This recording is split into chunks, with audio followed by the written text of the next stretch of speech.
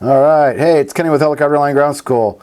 First live event in a while. We haven't done any just recently. Did some for Gary's Check Ride a couple months ago. So what we're doing tonight, this is going to be a live event. We're going to roll 14 video chapters of my book, Helicopter Check Ride. I'm going to go through chapters 1 through 14.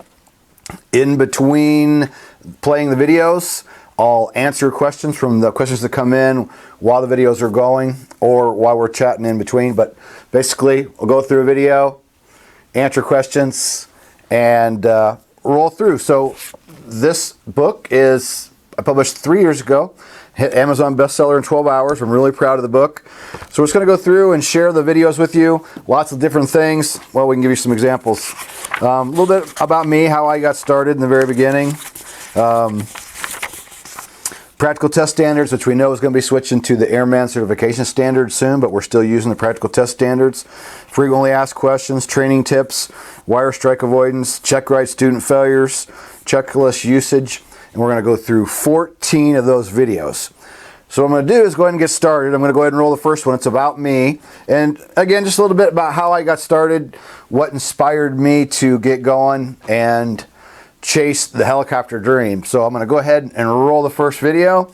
I'll be here in chat. I have YouTube live right up here on the one laptop so I can keep track of any of the questions. So I'm going to roll the first video, a little bit about me, and then I'll be back to answer questions. My story and how I got involved in all this helicopter craziness. I'm pretty sure Christmas back in the early 70s when I opened up the Vertibird box under the Christmas tree. That thing was the coolest, and I flew it till it almost wouldn't fly anymore. So growing up, I always had an interest in learning to fly. Didn't think it was something I would ever really do. And I also wanted to be a cop. I wanted to be a police officer. I didn't go to college. I get out of school thinking I'm just going to go get me a job making a bunch of money in a factory, and that didn't take long to figure out that factory life was not for me. So I first chased after the police officer dream and made it in my early 20s. And during that time as a police officer, I got to be appointed as the Department Firearms Instructor, which was cool, which important part of the story. They sent me to an instructor development course, which although that was for law enforcement, it's about how people learn, and it's amazing how much of that I've taken over into the helicopter instructor environment.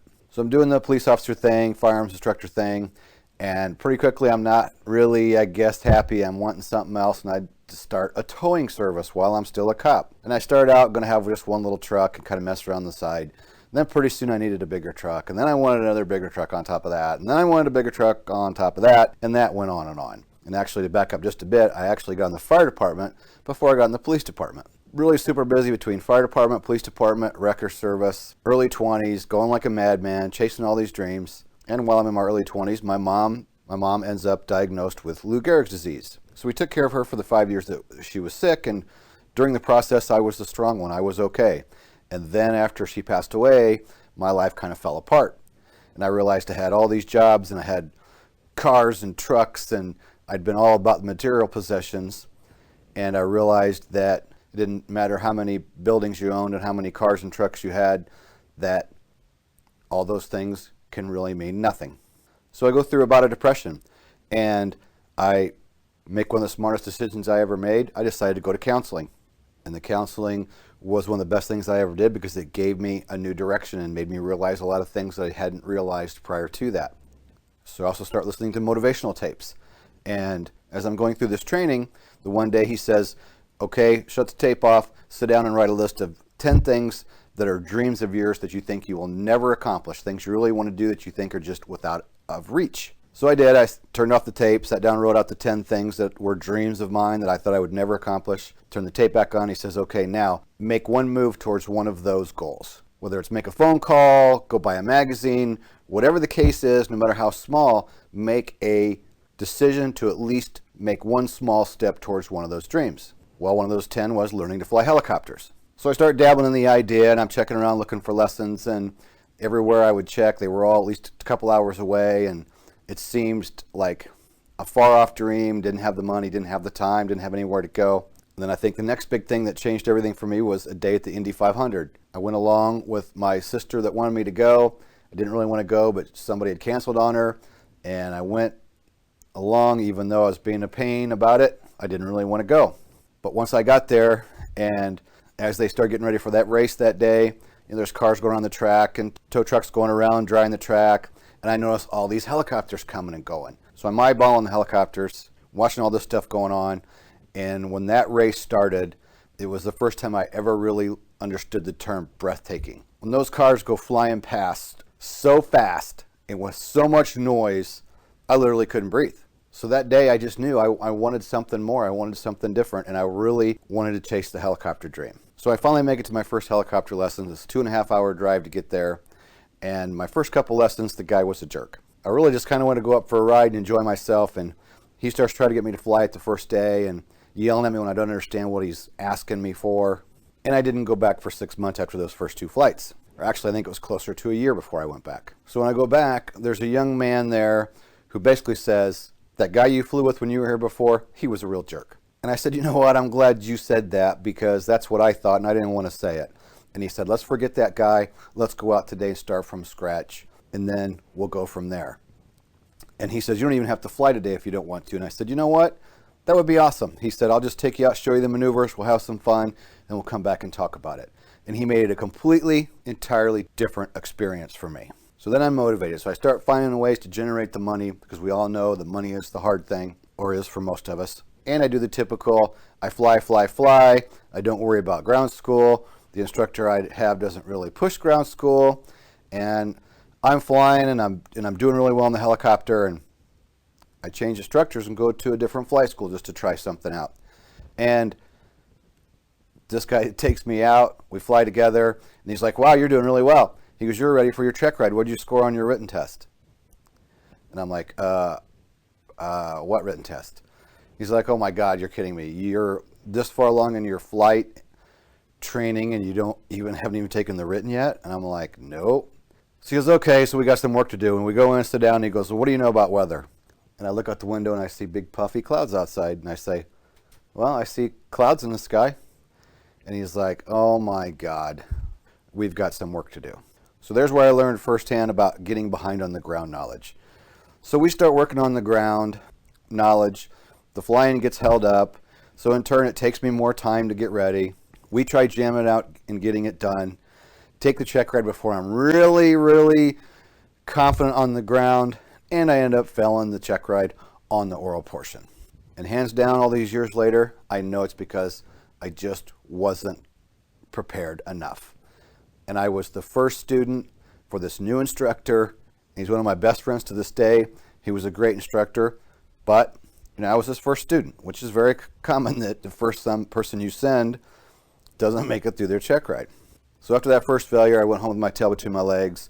I really struggled with it, and then I didn't go back for like 6 months. And then when I got fired up to go back and try it again, I thought this time around, there's no way I'm gonna fail that oral, and that's where the notebook comes into play. I had all kinds of notes from the different places I'd flown. I had all these books scattered everywhere. And I thought, man, I wish I had one place I could study. I just wanted one place I could sit down and just kind of go through things. So I created my notebook. Get all my ratings. I go out and start working in the helicopter industry. And of course, when I started, I couldn't even believe I was an instructor. And I can remember my first couple lessons thinking, I don't have a clue what to even do. And I just decided to just get started. And I kind of just took a little bit of everything I'd learned from all the different people that I'd flown with and somehow just kind of come up with my own way of training that worked for me. I had a lot of success as a new instructor, did really well with getting people through check rides, and I was like the ground guy. And I think it was my law enforcement background. I didn't do well in school, struggled to get through and get my diploma, but everything changed when I went to the police academy because that was something I wanted to do. So I was a lot more serious about studying. So in turn, I became like the reg expert. And I also became the ground guy. Nobody else wanted to do ground. And for some reason, I just kind of wanted to go that extra mile for people to help them get through the ground school. And along the way, my students would say, hey, you should start a training manual. And I'd laugh and we'd joke about it. But as it ends up, now we have Helicopter Online Ground School that I created out of all this. So that I do the instructor thing for 4 or 5 years as I build my time. During that time, I got to do a lot of different things. Pipeline patrol, photography, instructing, 135 charter, a lot of cool stuff. Then I moved into the EMS field once I had the time. And I've always stayed active as an instructor. But once I was in the EMS industry, I just kind of missed the training end of things. The EMS job was cool. Over the 5-year period, I just really kind of got bored with it. I honestly just didn't really like going out and flying point A to point B and then back again. Never been able to really do much with training, and not being able to do emergency procedures and really working with people and training. I just missed it. So I feel like it's worked out for me in the long run, just due to all the struggles I had along the way. Like most everybody does. Everybody has their own story, and most all of us struggle in one shape, form, or fashion. And I think my first failure and all the struggles along the way just really helped me shape what I do today.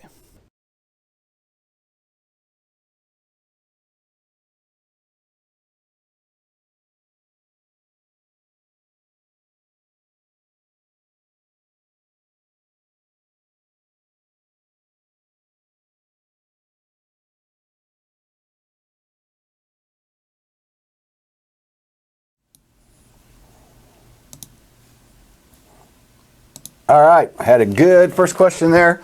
Somebody asked about airplane or helicopter. Is helicopter the same as a rating?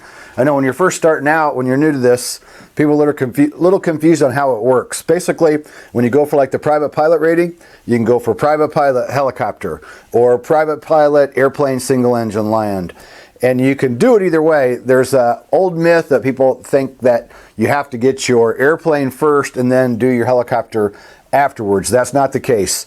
You can go straight to helicopter. That's what I did. I started out years ago. I did my private pilot helicopter, commercial pilot helicopter, CFI helicopter, and then later did my airplane add-on. And I just did a private test for the airplanes.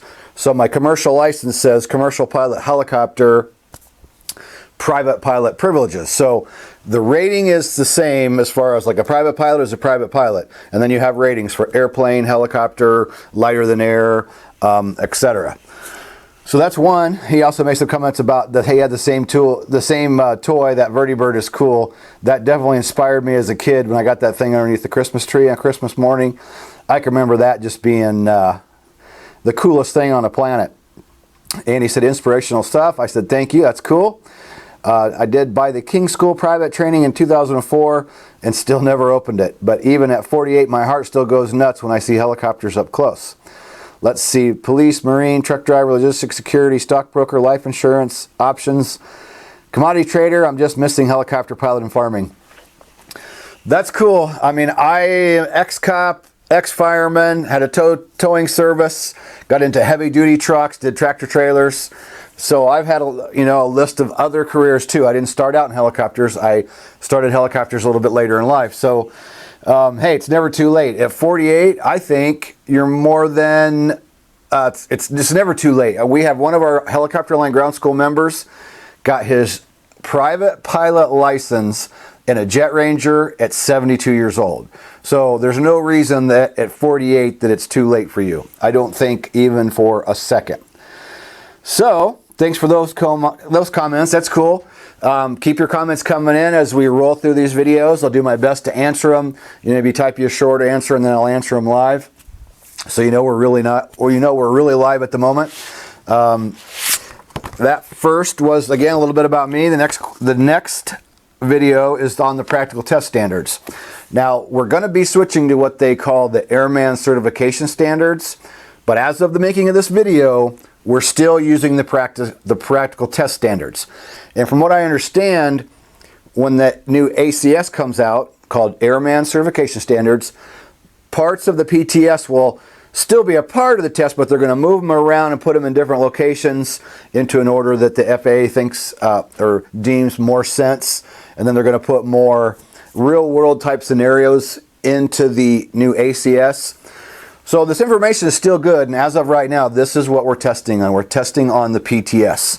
So I'm going to roll that video because if you're getting ready to go for a check ride tomorrow, next week, next month, we just did a check ride with Examiner a month or two ago, and he said it's still a ways out. So I'm hearing anything from a few months to still another year or longer. So we don't know for sure when the ACS will come out.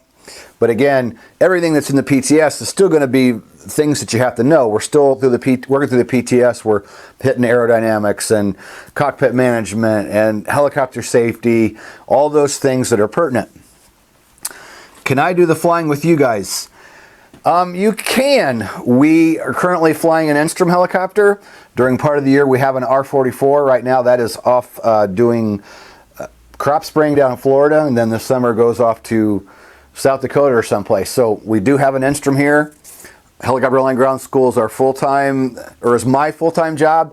I fly part-time. I've done 6 ratings in the last year, 2 CFIs, 2 commercials, 2 privates. And that's kind of a side business for me. That's in my spare time because I like to stay current and fresh in the helicopter. And then I currently have 2 instructors. My chief pilot, Gary Cleveland, who's going to work for me full-time, retiring 24 years from the police department. And then I have another, one of my CFIs I trained, has been flying for me for about 5 years. He's a police detective.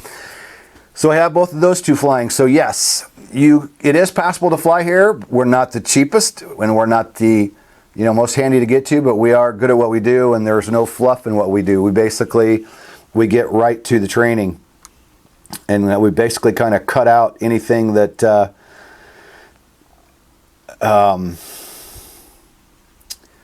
do I want to put it? There is a certain amount of fluff that a lot of flight schools will put you through. We make sure that you have the meat of what you have to know to get through the test, be a safe and prudent pilot, and give you all the basic knowledge and skills that you're going to need. So we're going to go ahead and roll that. Keep your questions coming. I'll keep checking in. We'll be back between each video. Please give us a like on this video. Please give us a share if you would. We'd appreciate that very much. Subscribe to our channel. We've got some huge momentum that's taking place with the channel here in just the last few months. We're approaching 2 million views, which for some people that's not a big deal. They do 2 million in a day. But for our little channel and what I do in my small niche, we're pretty excited about the 2 million views. So I'm going to go ahead and roll the next video, and we'll be back. See you in a little bit and answer some more questions.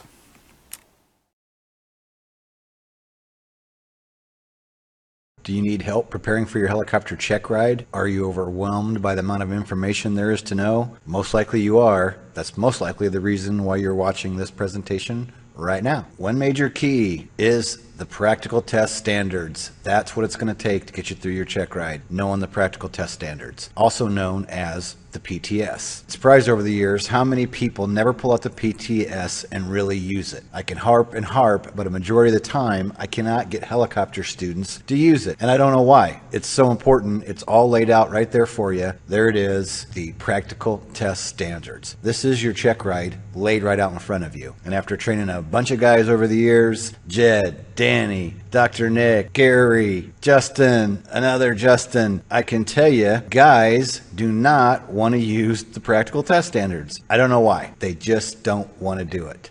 The practical test standards. So let's talk about your check ride day and your appointment with examiner. And what I think is the most important page of all, applicant's practical test checklist for helicopters. When I first started training a long time ago, when the company sent me out to fly a little bit with the designated pilot examiner that we were using, on the way out to the aircraft, I said, so as a new instructor, give me some tips on, how to prepare people and how to be a good instructor. And he said, I have a lot of problem with people showing up and not having what they need. And that was it. He said, make sure you go through the PTS and everything that's in there you have. And I can tell you 12, 13 years later, in doing a ton of check rides with the same examiner, I've seen it happen over and over again. I can give you horror story after horror story. You got to go through the checklist in the PTS and make sure that you have everything. And don't pull the old, well, do I have to have this? Do I have to have that? Well, why do I have to have this? If it's in that checklist, make sure it's there and with you. And start preparing a couple weeks ahead of time. Don't wait till the night before to be trying to round this stuff up. I can tell you it's a major pain. So let's talk about some of the things in the checklist, like acceptable aircraft. And what do you have to have in there? Of course, the aircraft documents, airworthiness certificate, registration certificate, operating limitations, and your weight and balance information. Every single check ride you take in your helicopter career, whether it's a check ride to get your license or a 135 check ride later when you're flying professionally, the examiners always ask this question because you have to have these things in the aircraft. They've got to be valid and in there. Every examiner is going to ask you anytime you're on the ramp, if the FAA walks up, they're going to expect to have these things. And it's easy for some of these things to get misplaced sometimes. Like say somebody grabs the POH to do a little bit of training and they forget to put it back in the aircraft. Whatever the case may be, you have to make sure you have this stuff with you and ready to go. Another big one, aircraft maintenance records, logbook record of airworthiness inspections and AD compliance. I can tell you again, some places you might not have this problem. Other places have a lot of problem with keeping the maintenance logbooks with the aircraft. It's very common if you're getting your maintenance done somewhere else, you take the maintenance records down for the mechanic to fill out, and he says, I'll finish this up and get it to you tomorrow or next week or whatever the case may be. And then check ride day comes and you're screwing around. You're running around trying to find the aircraft logbooks and you don't have them. Well, you're not taking the check ride. Again, it's these simple little things that can trip up a check ride and cost you huge headaches. Pilot's Operating Handbook, FAA approved, also known as the Helicopter Flight Manual. This has to be in the aircraft and accessible to the pilot. Another favorite check ride thing in Enstroms, guys would take the POH and put it in the baggage. Well, that's not legal. It has to be in the aircraft and has to be accessible by the pilot during flight. FCC station license, only if you're flying out of the country. Personal equipment, current aeronautical charts, computer and plotter, flight plan form, flight logs, current AIM, airport facility directory, and appropriate publications. And as far as I know at this time, you still have to have all this stuff. There's a lot of people asking, well, can I use my iPad or my iPhone, or can I use this electronic gadgetry? Unless something's changed I haven't heard about yet, you still have to have the AFD. It's a $6 little book. You got to have it. Got to have the FAR AIM manual. Everything on this list have the hardback form. And again, make sure a couple weeks ahead of time you're starting to get this stuff ready to go. Make sure you have it, because I've seen it time and time again the night before, 9 o'clock at night, and you're trying to figure out where to get a chart. There's nothing worse getting ready for a check ride, last minute rushing around, trying to put everything together, because believe me, I've done it. I've been there, and it is not fun. It's stressful on the student, it's stressful on the instructor. It's just plain not cool. Personal records. Identification, photo, signature ID, pilot certificate, current and appropriate medical certificate, your completed FAA Form 8710, airman certificate and/or rating application with instructor's signature. Got a quick story on this one. One of my very first check rides, sending my first couple students. Both guys were real good. They were in good shape.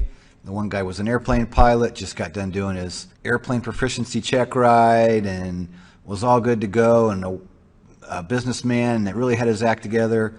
And then 5 minutes before the examiner's set to show, he said, all I have is just a copy of my medical. And I said, that's not going to work. The examiners are not going to be happy. And he said, well, it's just going to have to do. Well, guess what? No, the examiner was not very happy. Luckily, the other student was ready to go.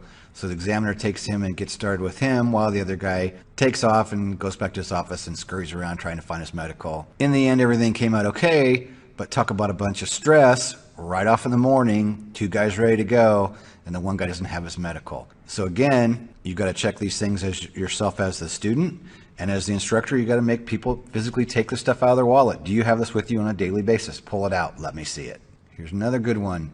Airman written test report.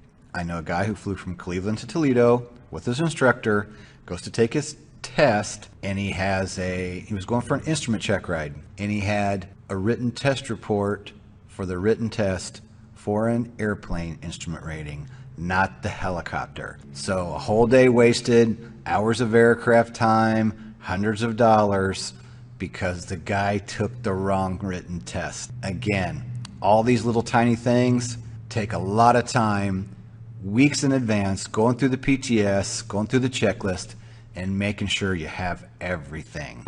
Pilot logbook with appropriate instructor endorsements. As a new instructor, I was helping a guy do an add-on helicopter rating. My first student, he was an airplane CFI, and he told me always over endorse. And I've always done that, and I've never had a problem. It's better to have too many endorsements than not enough. As the instructor, it's his responsibility to make sure it's signed, but you as a student, you need to do the same thing. Look in that, make sure you understand what he's endorsed, where that endorsement is at, and make sure it's the right one, because the examiner is going to check these things right at the very beginning of your test. And just to avoid problems, make sure you have all the right endorsements.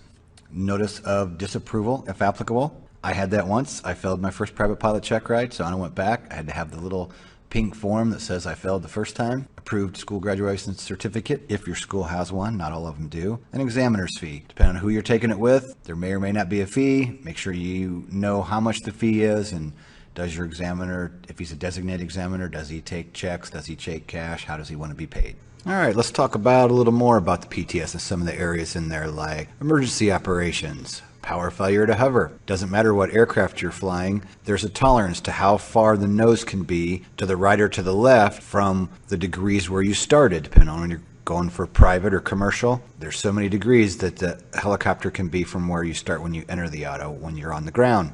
Knowing these things helps you in your training. The PTS you should be using from day one all the way up to the day of the check ride. You should be going through this thing over and over and over. It's giving you the tolerances for all of this stuff. You can be kind of prepared for what's coming up. Power failure at altitude.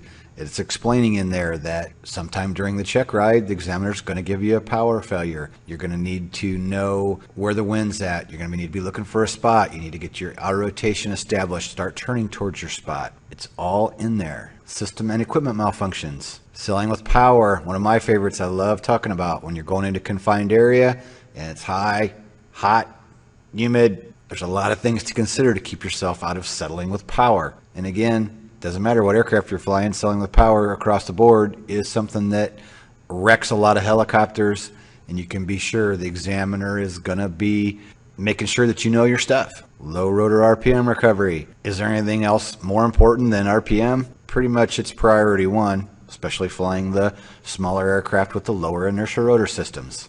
Knowing and understanding the cause and effects of dynamic rollover, how it can happen, how you can avoid it, what to do if you start getting into it. It's all in there. And here's another one I just started talking about recently, ground resonance. And I'm going to go ahead and show you here a picture from August 5th, 2005, and the aircraft accident I was involved in. We got into ground resonance.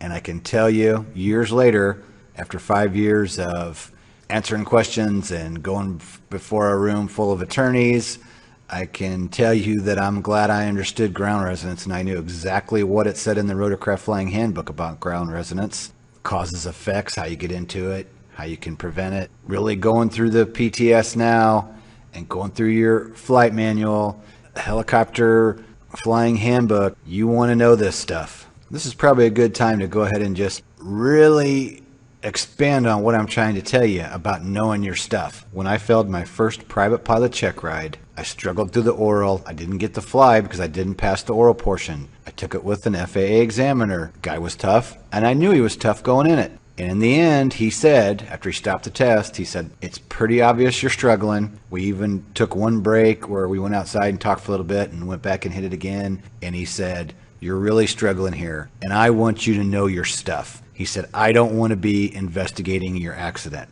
When I ask you what sealing of power is, I want to hear rate of descent 300 feet per minute or greater, using 20 to 100% of power, airspeed less than ETL. You got to know this stuff. He said, because if you're struggling sitting here in the room with me, then how good are you going to be when you're out there in the aircraft under a stressful situation? And I can tell you now, after living through this mess, my law enforcement training came back to me, the will to survive. I was trying everything and anything to stop that aircraft from destroying itself, to the point of I bent one of the foot pedals trying to stop the spin. And I find a certain amount of comfort in the fact that I understood ground resonance. I knew causes and effects, and I knew corrective action. And in this particular instance, elastomeric damper that failed, and that blade was so far out of phase, there was nothing we were going to be able to do. This is another point where I like to talk about the bad judgment chain. I'm a firm believer in the bad judgment chain. When you investigate an accident or read about an accident, and there's all these different things that led up to the accident where the pilot probably along the way should have aborted that flight. It's not usually just one thing. It's usually a series of things that happen that lead up to that accident. When I first started training many years ago, I watched a special on the JFK Jr. crash, and there was so many reasons why he probably should have never went that day. Or at some point, he probably just should have said, you know what, we're going to wait and go tomorrow. On the day of our accident, everything was fine. The weather was beautiful. We did a pre-flight, 2 pre-flights. We did left on time. The weather was beautiful. Everything was picture perfect before this happened. So even though I understand the bad judgment chain and believe in it, things can also go bad on the very best day. And knowing your stuff is the number one thing that's going to keep you alive and keep you out of trouble. Yeah, we're talking about check ride preparation, and you want to get the license and you want to go out and be a safe and prudent pilot. But number one, you want to stay alive and you want to be able to get out of trouble when you do get into trouble. Things just happen. And being very familiar with your aircraft, with helicopter aerodynamics, helicopter emergencies, general helicopter safety, knowledge is power. The more you know, the safer you're going to be. And maintaining a clear head or trying to stay calm, I can tell you too, I think is really truly one of the biggest things. I know in my 5 years with EMS flying, we had training. We did every quarter computerized training, and every time we went through the survival part of it, they made it very clear the biggest way to survive an emergency is by staying calm. And I'm a firm believer in that. So moving on, low G conditions. Here's a bit right out of the Robinson POH. This is right from our presentation on the Robinson. Right roll and low G condition. Gradually apply aft cyclic to restore positive G forces in main rotor thrust. Do not apply lateral cyclic until positive G forces have been established. Everybody needs to know this no matter where you're flying and what you're flying. Night operations, physical aspects of night flying. There really is a lot of stuff to night flying, and it really is, as you say, the difference between night and day. It's amazing the difference there is in flying at night. And it is definitely one of those skills that you need to exercise to stay proficient at night. That's why we have the different rules and regs that we do as far as night flying. Lighting and equipment for night flying. Lighting is huge. There's lots of little silly things to know, like if you're flying late in the day and you're going into night, don't forget about the dial for the dimmer switch. Sounds kind of silly. I've personally done it. I'm flying along, starting to get dark. I turn on the panel lights, no panel lights. I'm getting all paranoid. Pretty shortly I figured out, dimmer switch. For some reason, I think in helicopters they like to just vibrate themselves off. Post-flight procedures, after landing and securing. I know early on, one of the mechanics where I first worked, the guy said, you learn more from post-flight than you do pre-flight. And, you know, you could almost go along with that, because after you get done, you're putting the aircraft away, you're looking, is the aircraft got any fluids leaking? Has anything changed during that flight? So post-flight can be just as important as a pre-flight. Okay, now I want to back up a little bit and expand a little more on the PTS and a couple things that I've said. I want to back up to the first few pages of the PTS because I think there's some stuff in the beginning that's really important. I know from experience that guys, when they do use the PTS, they skip over some of the stuff that I think is important in the beginning. So I want to cover a few of the things in the beginning of the PTS, and I want to interject a couple stories. A lot of you that's followed us on the internet know Danny Martin, and Danny argued with me when I kept saying everything's in the PTS. He kept saying, no, it's not. Not everything's in the PTS. What I'm getting at is the PTS is a guide that you go through prepping for the test. Yes, you still have to resource other materials. Not every answer's in there, but every subject area and all the things you're going to do and all the tasks are in there. So when you're going through the PTS, you're going right through the list. If you know something, great. If you come across something and you think, I'm not so sure about that, I need to look that up, then you're going to go resource your other materials, whether it's your POH or the helicopter flying handbook or whatever other source of information you might have to go to make sure you understand that information. So I understood Danny's point, but he always wanted to argue and say, well, not everything's in the PTS. No, not everything as far as every single word you need to know, but the PTS is your test. And if you go through that, there won't be any surprises on your check ride day. So then I want to go to this guy, Jeff, who I rented a room from when I was a new instructor, and we hung out all the time. So he got the benefit of me being around all the time to help him through his ratings. We did his private, commercial, and CFI. And on his private, the examiner said in all the years that I've been teaching or doing check rides, that's one of the top check rides I've ever given. And Jeff because we were together all the time, hanging out in the evenings, talking about helicopters, talking about all the different stuff. He listened to what I told him, and he understood the importance of the PTS, worked through it step by step, and had one of the best check rides that this examiner had given in 15 years. So the point is, use the PTS, work through it step by step, and if you know the subject material, great, move on. If you're not so sure about it, then you go to your other resources and use whatever tools you need to make sure you understand that information. So let's move on and talk about use of the Practical Test Standards book. And this is the first 10 or 12 pages of the book, and I think this helps with just preparing mentally for the check ride. Private pilots shall be evaluated in all tasks included in the areas of operation of the PTS. The examiner shall also emphasize wake turbulence avoidance, low-level wind shear, in-flight collision avoidance, runway incursion avoidance, checklist usage. And if you look down through there, it makes complete sense. These are all really important things that get people into trouble, and that's what the examiner is doing. He's not setting out just to purposely fail your check ride. He wants to make sure you're going to be a safe and prudent pilot. And we know through experience, over time, what gets people into trouble and what gets aircraft wrecked. So the examiner is evaluating to make sure that you're going to be a safe pilot. Can you make a mistake on a check ride?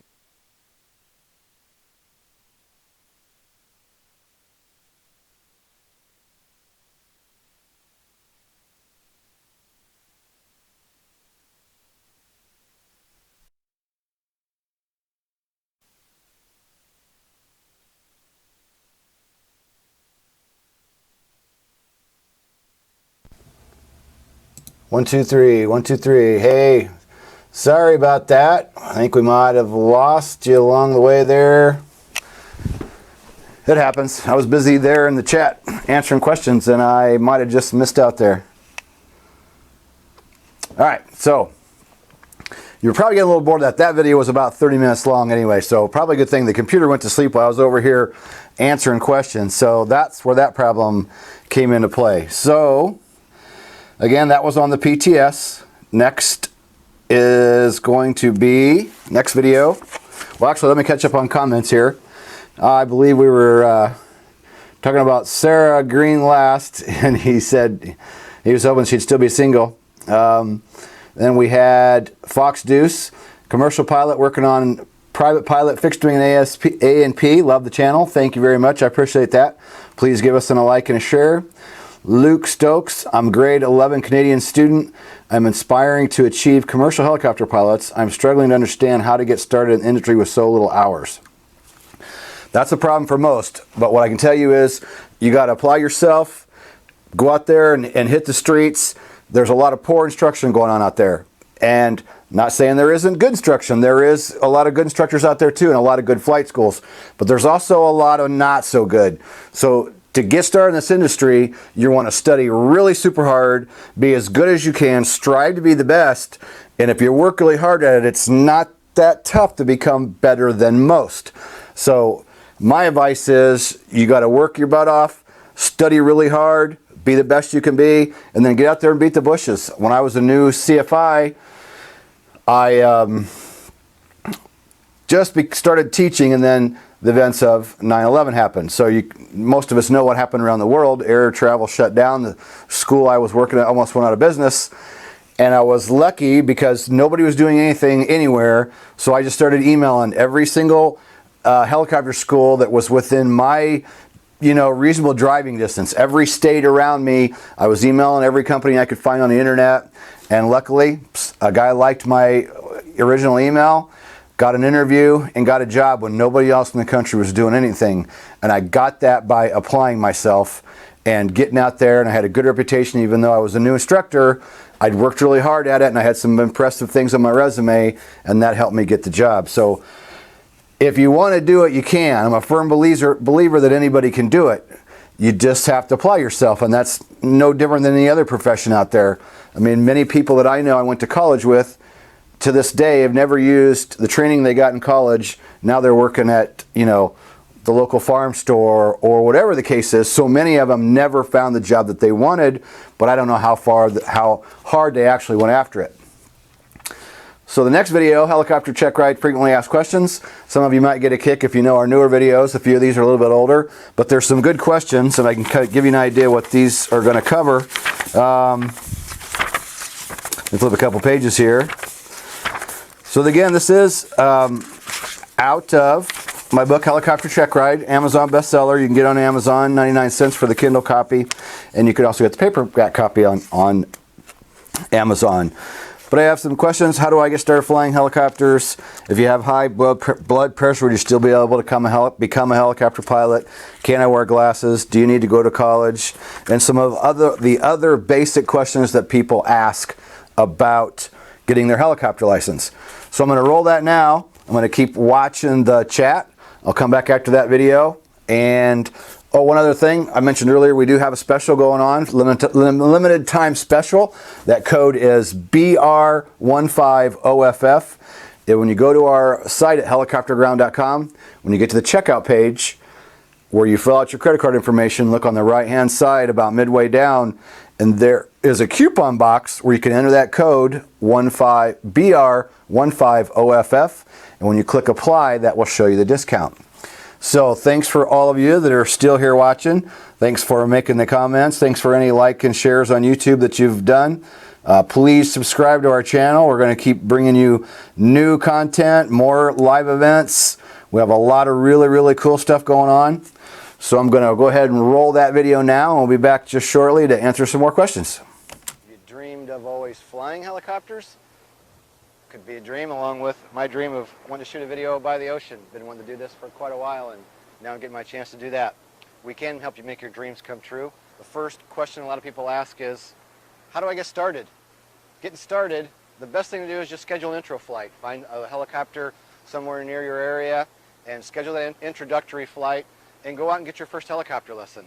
You can sit and think about it all day long. You can read books, watch these videos, but until you go out and try it, you're not going to know what it's really all about. And the actual flying experience speaks for itself once you go up. So if you're wanting to know where to get started, schedule yourself an introductory flight and go out and give it a try.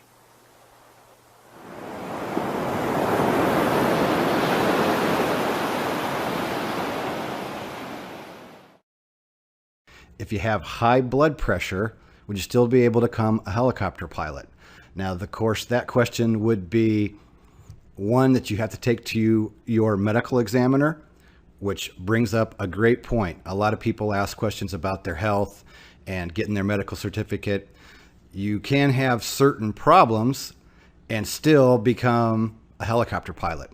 And we urge people when they first start training to get your student pilot medical certificate right off the bat, because if you start flying and then find out later that you have some kind of a medical problem, of course that drags out your training, costs you more money, and in the end maybe you would find that maybe you couldn't become a pilot. But there are a lot of different things, different health problems that you can have, and if they're monitored by a doctor and following certain guidelines, you can fly with certain medical problems. So that is a great question, and I'm not going to even attempt to answer, because high blood pressure probably depends on, the medical examiner, your age, the other things going along with your health.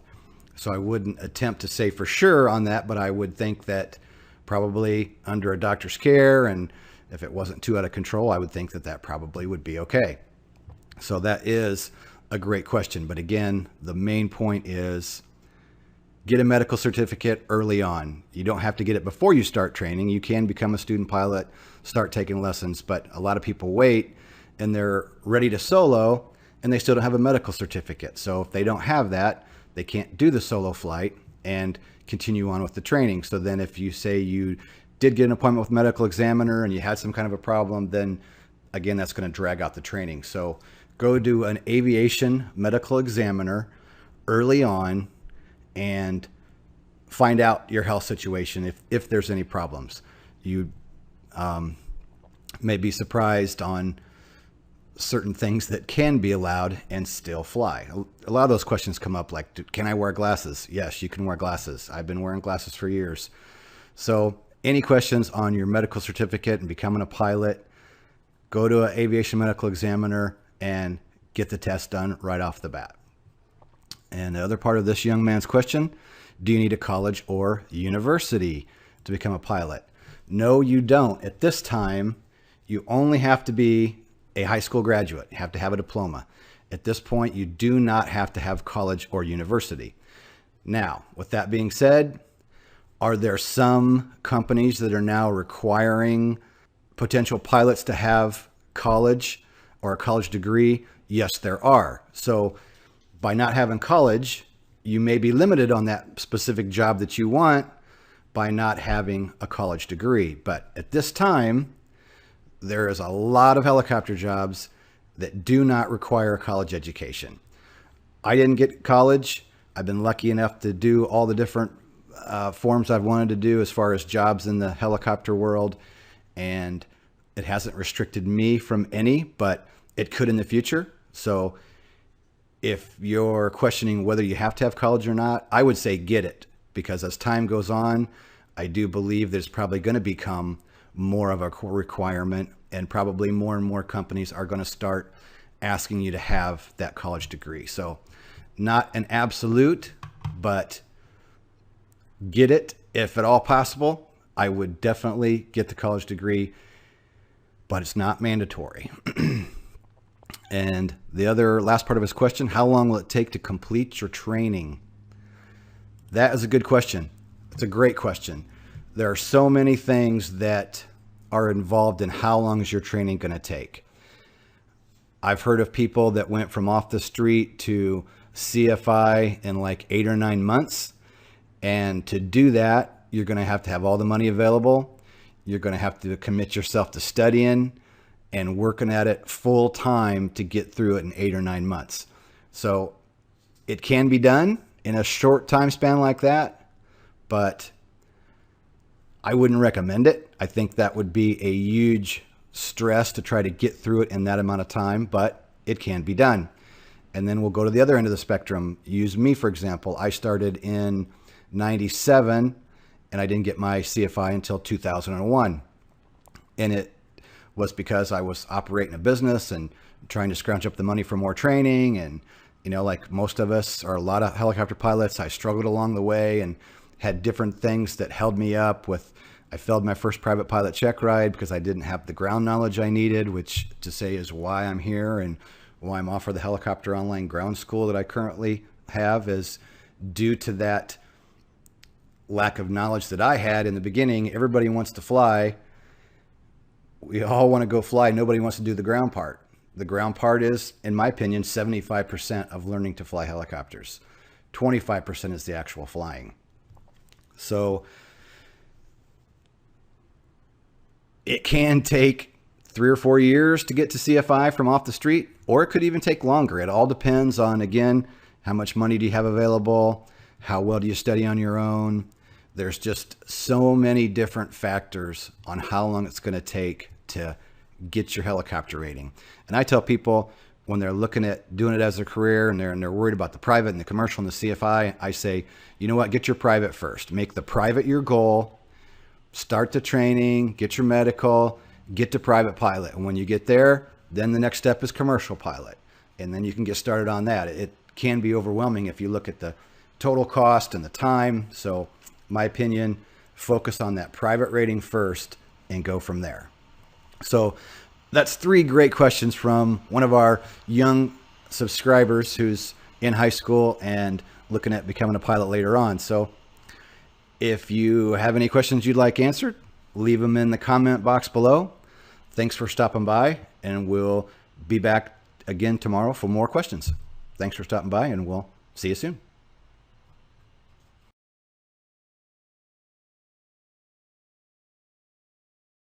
Question today is a good one, and question from one of our free members in our online ground school site. I have a private rating on a Schweitzer 300 CBI in 2010. Now I'm planning to do my commercial training. If I do my commercial on different helicopter, is that going to be a problem with getting a job or getting the rating? This is a great question, and it doesn't really get asked a lot. Maybe sometimes people don't think enough about this one in the beginning. And there's 2 big sides to this, depending on where you're going to try to get your first job at. You may just be willing to go anywhere, or maybe you want to work at a specific flight school in a specific aircraft.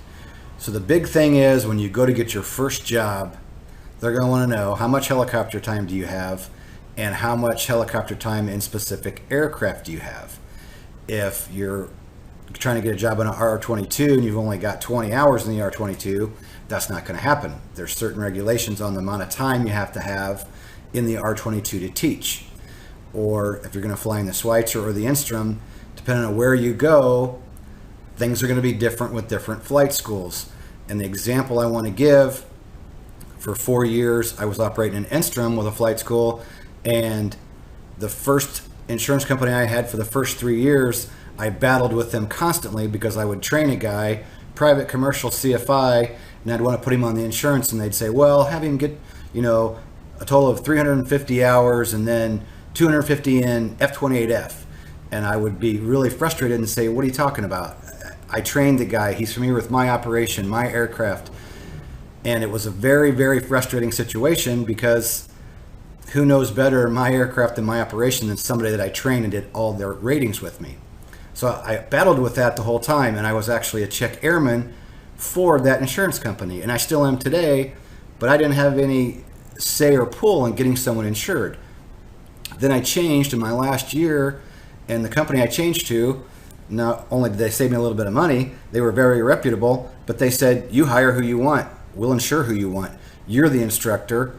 Why should an insurance underwriter tell you who can safely operate your aircraft?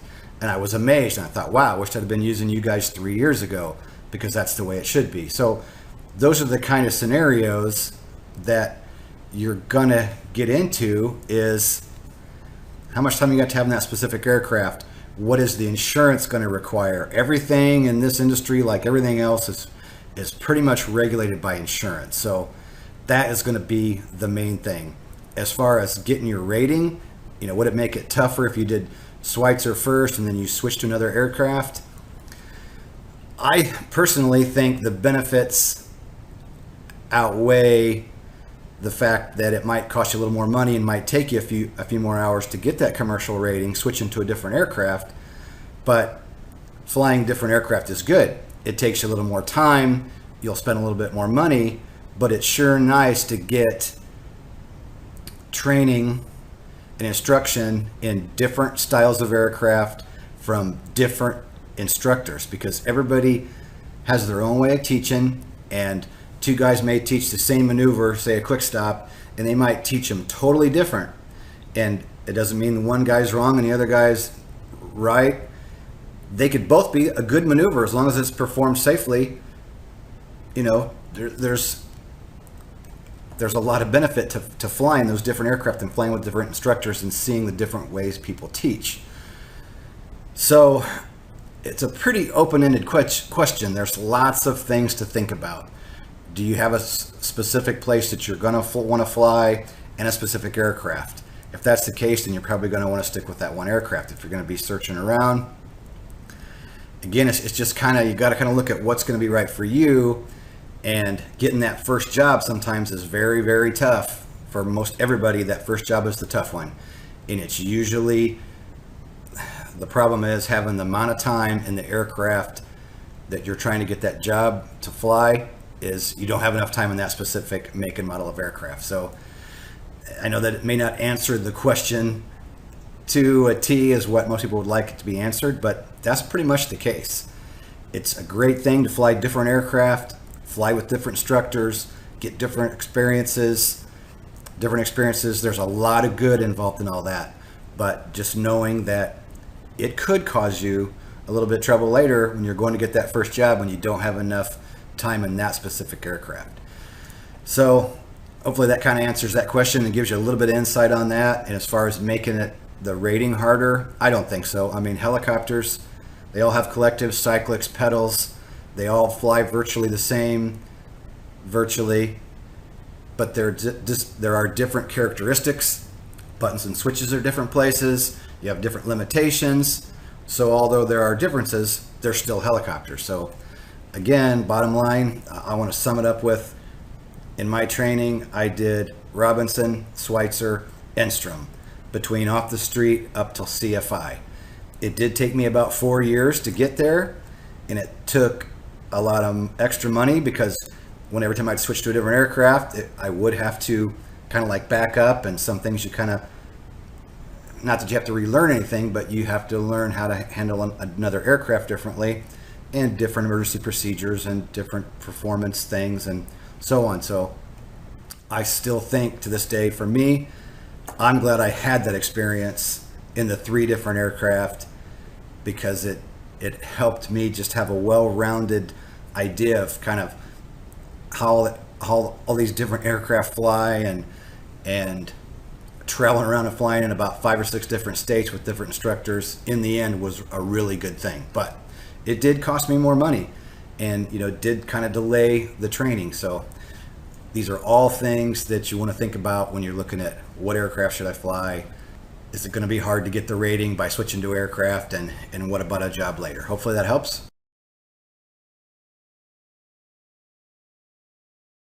Response to the question that I get a lot about commercial training, becoming a commercial helicopter pilot. And of course everybody wants to know, what's it going to cost? The cost is pretty much can range from, I'm going to throw out a couple of numbers. I'm going to say I know guys that have done it for around $50,000, and I know a guy that took almost $100,000, was $95,000 for all of his training, commercial, CFI, instrument instructor, the whole work. So maybe even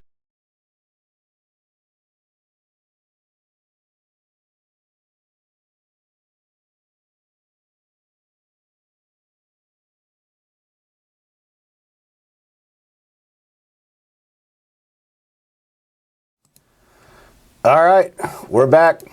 I had to cut that one off. That video, I've rebuilt that video a couple times. That one is pretty old, from way back when I first started with that little flip video camera. I had it out earlier. I started making videos with that thing a long time ago. I got to turn this volume down here, give myself some feedback.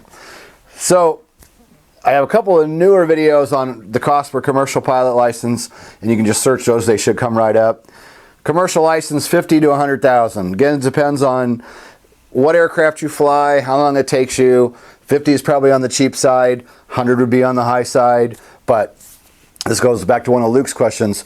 These things are just hands down expensive. If you're in a Robinson and you're flying at $250 an hour, you can kind of do the math on 150 hours total. If you're flying an Enstrom at $400 an hour, again, do the math. So it depends on the aircraft you're flying, depends on what instructors charge.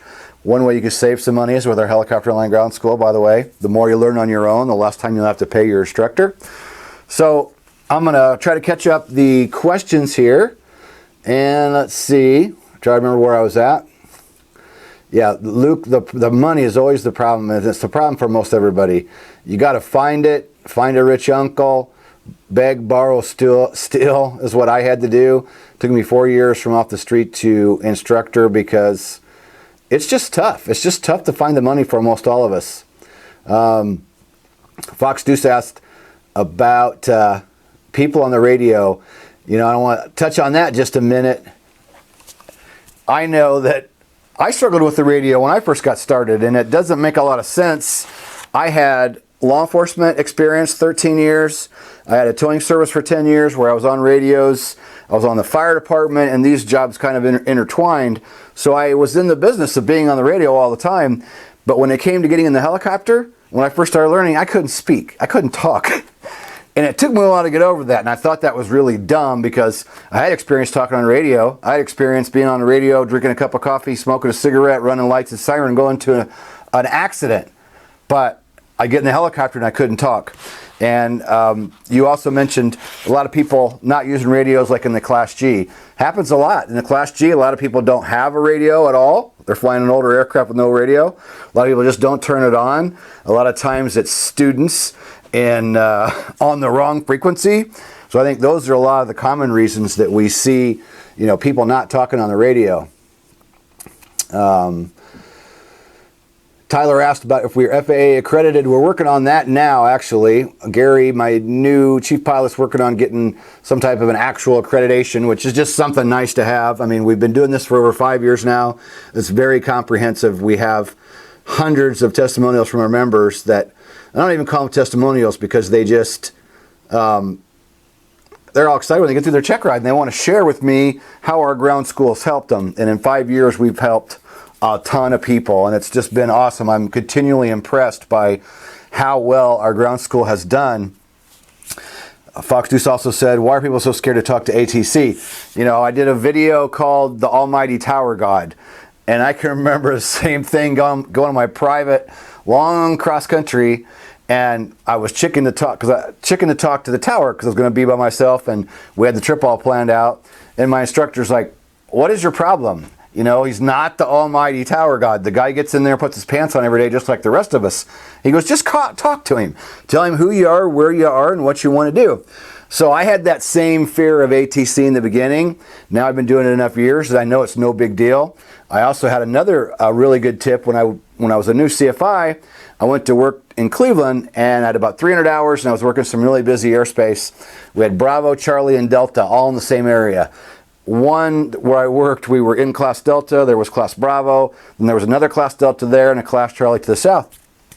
And this old timer that I flew with, nice guy, he taught me a lot of stuff, Vietnam pilot, and he taught me, he said, you know what, when you're not confident on the radio, pretend, just sound confident. And he said, you'll go a long way if you just do your best to take a big deep breath and sound as confident as you can, even if you're not. And he was right. That's what I did. I just tried to not let that nervousness come out in my voice and just talked real clear, short, sweet, like I learned in law enforcement. And it didn't take me long to get comfortable with the ATC, and it worked. And that's one of my biggest tips for anybody struggling with ATC. You know, the guy puts his pants on like the rest of us.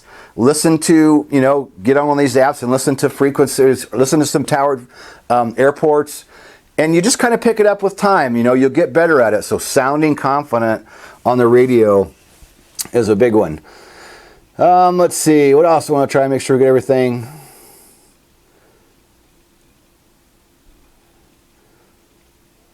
The 50 to the 100K on a commercial is not out of line, Luke.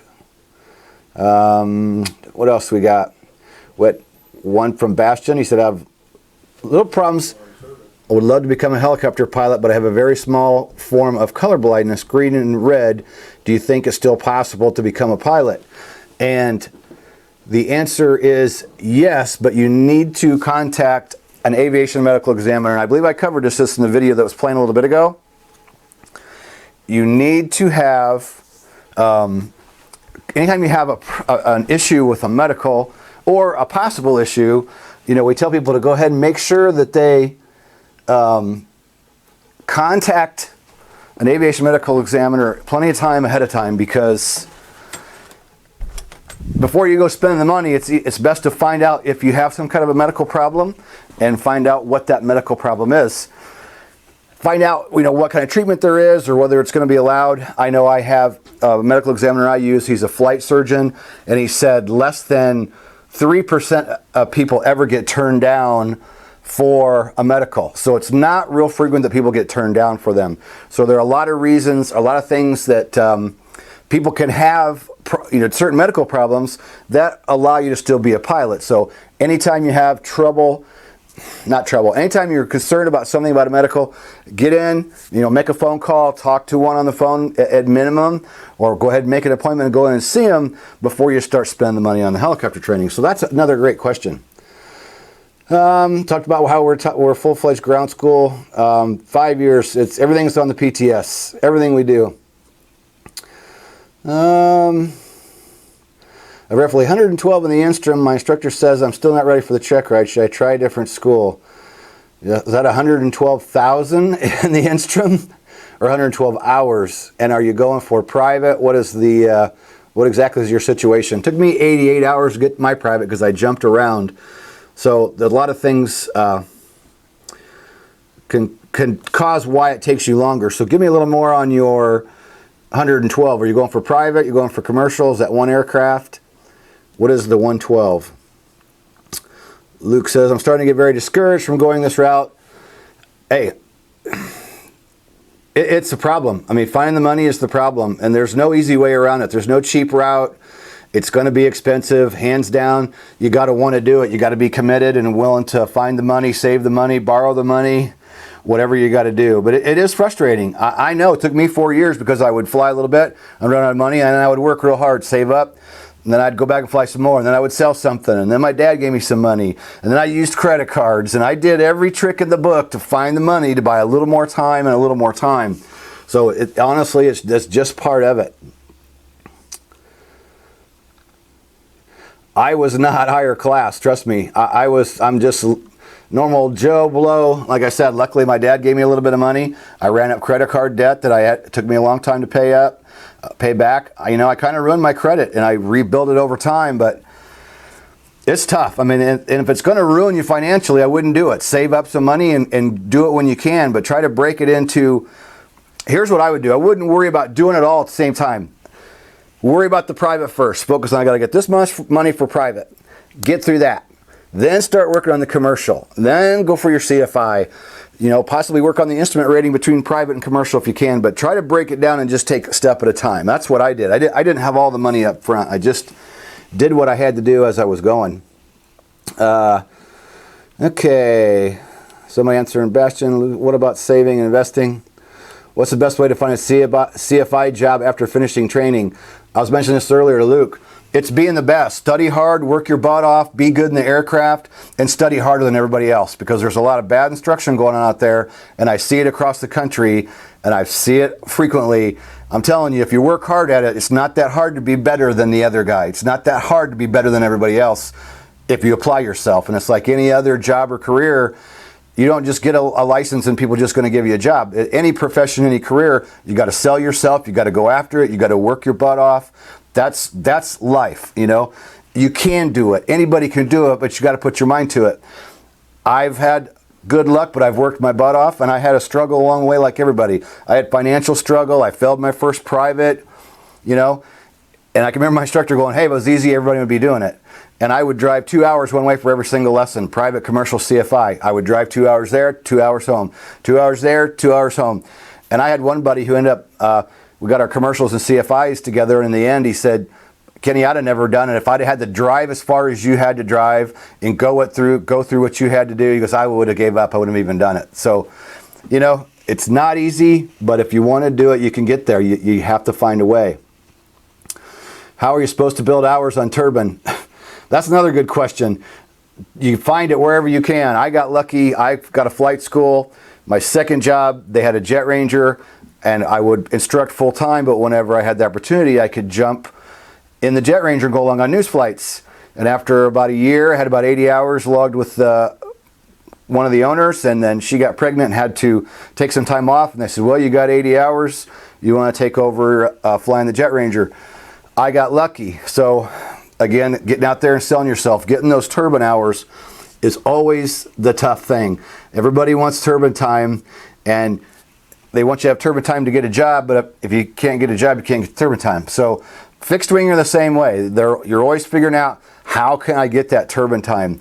Another way to do it is you can look around for ferry flights, and you can save some money to get turbine time. I know there's some opportunities like in Los Angeles where you can go along with instructors for like news reporting for a discounted rate. So you have to search those things out. How was your first experience teaching with a CFI? Scared me to death. I didn't know what to do. I couldn't believe I had a license, and I just did it. I just kind of took a little bit of everything that I learned from people, because when you get that new CFI ticket, you're surprised you even got it. You're like, oh my God, they're going to really let me be a CFI. So you just have to go out there and start doing it. It's a license to learn, and we tell people that all the time. They told me that. It really is. It is a license to learn. Man, I love all these comments. I'm hopefully going to get caught up here in a second before we can roll another video. Pretty tough to maintain altitude heading. Knots in the Canadian spin while trying to switch a new frequency. Just now coming on comms myself. I'm going to do a video on that, but depending on which aircraft you're flying, like in the Instron, we PIC from the left. So you can just basically Leave the collective alone because it will normally stay. You can't friction it. Do this, move your hand over, do what you got to do, and come back. In the Robinson, you would lock your collective, take your left hand, do what you got to do, and then get it back on the collective. So it depends on which aircraft you're flying. I can't go super specific because whatever aircraft you're in and a flight school might want things done a certain way. Some aircraft you can friction the collective while flying.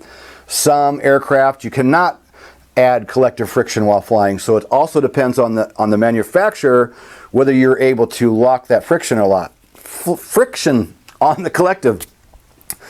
So a lot of different things are involved in, you know, how you move your hands around. But that is a new video we're doing for our online ground school. One of our members just requested that, and that is on the list of new videos that we're going to be doing inside the ground school for our members. Listening to ATIS before leaving the airspace to get the correct ATIS code to give the ATC and the next airspace. Yep. Always listening up, being ready. Is going to flight school straight out of high school a smart idea, or should you wait to do something else, such as college or work first, or young pilots less likely to get hired? I say get college if you can, and then do helicopter pilot. Nobody says you can't. I have one of my success stories. The kid's out flying a helicopter tree saw now, and we tried to. His parents came to me when he was at the end of high school, and they wanted to go to college, and he was gonna. And he started out, and he got tired of it, and he quit and started learning to fly. I don't recommend that. I think in this day and age, as time goes by, more and more helicopter jobs are going to require college. So if I was young now in high school, I think my best advice would get a degree, go 2 years or 4 years, get something else, fly in the summers, start building your time, and work on getting that helicopter job later, because it might end up being a requirement. It'd be a bummer to get all the ratings and then you can't get the job because you don't have any college. I personally don't have college, but you know, I started a little while ago, and it wasn't that tough at that time. Not that many were requiring college. Everything gets harder the older you get. Yep, more commitments. I would like to say a pilot's license is more valuable than a degree as far as salary. It is a trade. Yeah, it kind of goes either way. It could depend. You know, any one person has to look what's right for them financially. You know, your work, your family. To become a helicopter pilot, you're going to be a road dog, jumping around the country, going different places to build time in different aircraft. It's not, you know, necessarily an easy life, but it sure is interesting. And you know, if it's your dream and you want to go for it, I still say go for it. I mean, it's just something. Flying helicopters is absolutely incredible. I mean, I can't think of. You know, I've been flying them 20 years, and I still enjoy it just as much as now as I ever did. They're still just plain a blast to fly. Okay. All right. We're still live. Hope so. Because it keeps going to sleep on me. I got to change that setting. All right, I'm going to go ahead and roll the next video. I'll get more on that Instrom question when I get back. I need take a little break here, so we're going to roll the next video.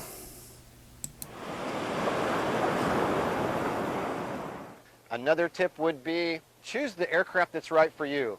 The main helicopters out there being used is the Robinson, the Schweitzer, the Instrom. They've all got good qualities. Every helicopter has pros and cons to it, but they're all helicopters. So essentially, they all fly the same. Some characteristics are a little bit different, and numbers are a little bit different, but they're still all helicopters. Don't let one particular school tell you, oh, you've got to fly this helicopter for this exact reason. Look at the different helicopters out there and see what's right for you. If you're a really tall individual, you might want to go into the larger aircraft. If you're a small guy and every hour is what's the most important is the cost, then you're probably going to want to be in the Robinson. Schweitzer's kind of in between. They've all got really good characteristics. They're all great helicopters. Do a little research. It might be worth your time to maybe drive a little farther to be in the aircraft that you should be in versus the one that's just closest. Spend a little time researching the different aircraft and pick which aircraft's right for you.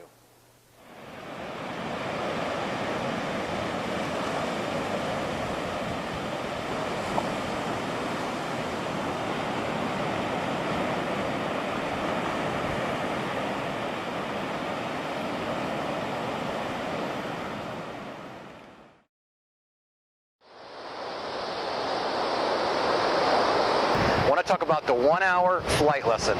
This is a huge training tip because the human brain can only handle about an hour of any new skill. And when you're learning a new complicated skill, like learning to fly helicopters or doing helicopter ground school, keep it at 1 hour, take a break. Now, I'm not talking about later if you're doing a long cross country or doing check ride preparation once you've got a little more time under your belt. But in the beginning, when you're training, your flights really ought to be at an hour. If it's any more than that, you're kind of wasting your time and money. Before I was a helicopter instructor, I was a police officer and a firearms instructor, and I went through an instructor development course was the first thing. And back then they said, anytime you have somebody in a classroom or you have them out in the field, after an hour, give that person a break. 5 minutes, 10 minutes, get up, leave the classroom, go get something to drink, grab something to snack on. Same thing in the helicopter. In the beginning, you need a break after an hour. The first 20 minutes you're kind of getting warmed up, the second 20 minutes you're doing really good, and that third 20 minutes, that hour, you start to drop off a little bit on your learning curve starts to drop off. And after an hour, it just goes downhill. I've done this video before, but it's been a while, and it's that important of a message that I wanted to put it out there again. Keep your flight training to 1 hour. If you're going to a flight school and a guy's flying you 1.5, 1.6, 1.7, and this is your third, fourth, or fifth lesson, they're stealing your money.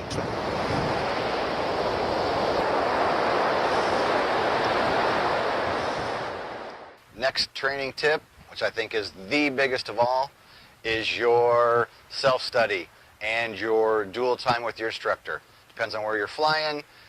A lot of places give you lots of good ground. A lot of places, not so much. The thing that I've seen over the years is everybody's almost always lacking on the ground school. People don't usually fail from the flying portion. They usually fail the oral. Everybody wants to fly.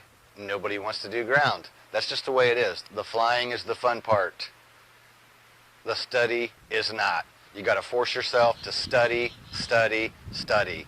Duel with your instructor, time at home. Again, I believe 75% of it is the ground school, 25% is the fly-in. So you have to commit yourself to making study priority one. And you want to study a lot in the beginning because it makes it a lot smoother process of getting your license. If you start early, hit the books hard, get the training down, get the ground training in the beginning of the flying, and then continue to keep brushing it up as you go so that when you go for your practical test, you can spout these answers off to the examiner, boom, boom, boom. The ground is truly the biggest part. So you have got to commit yourself to study.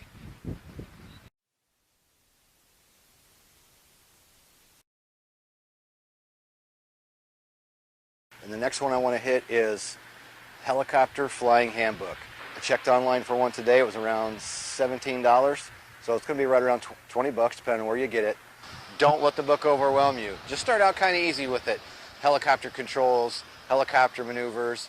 If you dive into it and start really reading the aerodynamics, you can read it and it can scare you away before you even get started. The aerodynamics aren't that hard. Once you start reading it and you get some help from your instructor, you'll find out it's not too bad. So just get the Helicopter Flying Handbook and learn the basics so that when you go for your first couple lessons, you already have a good idea of what the controls do and a little bit about how the helicopter operates. Grab yourself a copy of the Helicopter Flying Handbook, and we'll see you on the next one.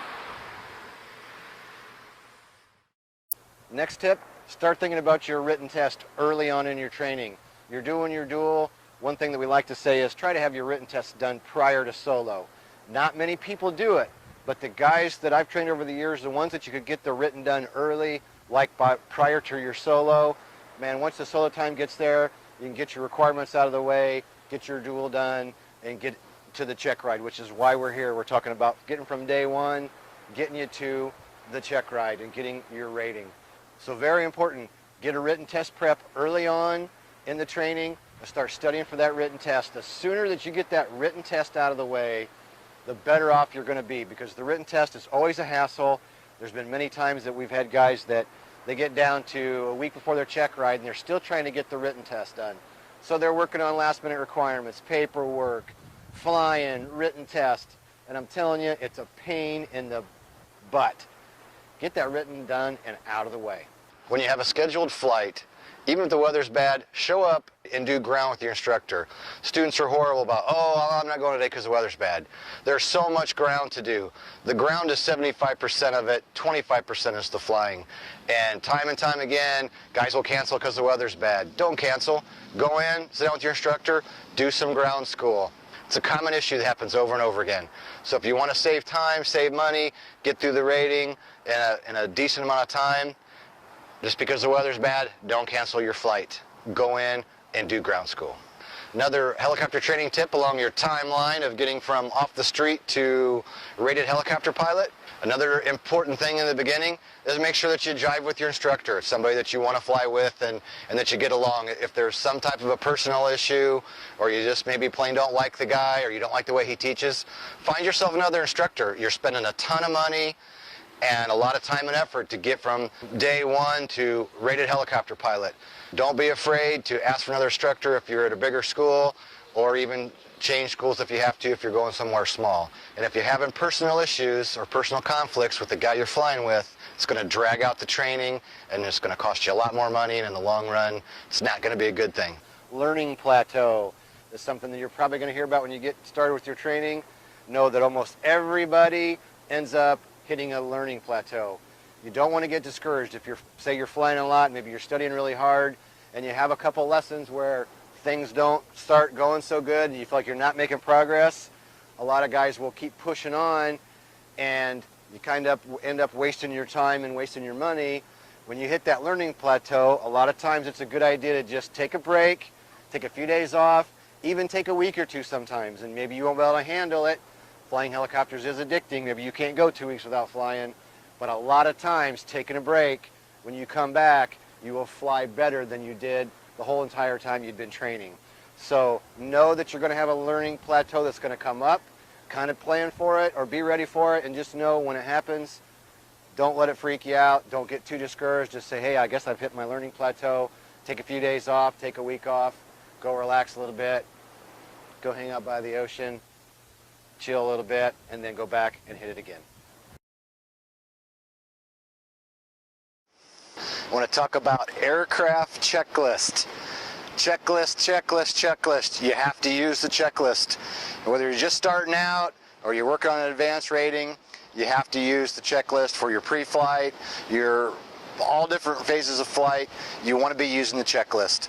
It's something that you're going to have to do no matter what, whether you're taking a check ride with a designated examiner, FAA examiner, if you become a career pilot and later you're flying with a check airman for a company. Every single one of those guys is going to expect you to use the checklist. And the one thing that I can tell you over the years of training is, if you don't use the checklist and then you try to use it when you go to take your test, the examiner's going to catch it. He's going to know that you haven't been using it, because he's going to know you don't have a good flow as you're going through it. So it's very important to use the checklist. It's also even more important because if you don't use the checklist, you're going to forget something. A lot of us over the years think we get good enough that I don't need the checklist. I've done this so many times, I know how to do this. And every single time that you try to sneak one time without using the checklist, you forget something during that startup or your pre-flight or whatever the case is, and then later you're going to end up paying for it. So you have to use the checklist.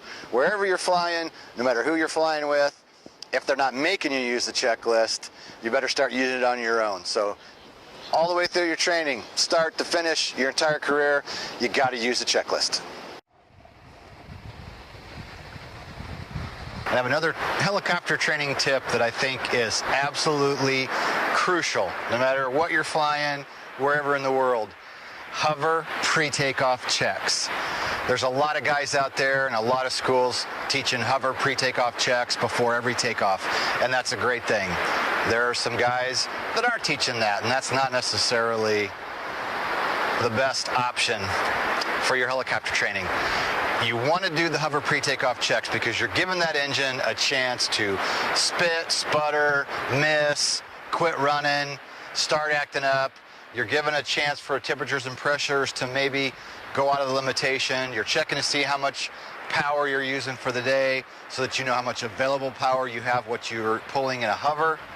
There's a lot of reasons to be doing a hover pre-takeoff check. It's keeping you safe. It's making sure you got everything set where you should and making sure that the aircraft's ready to go.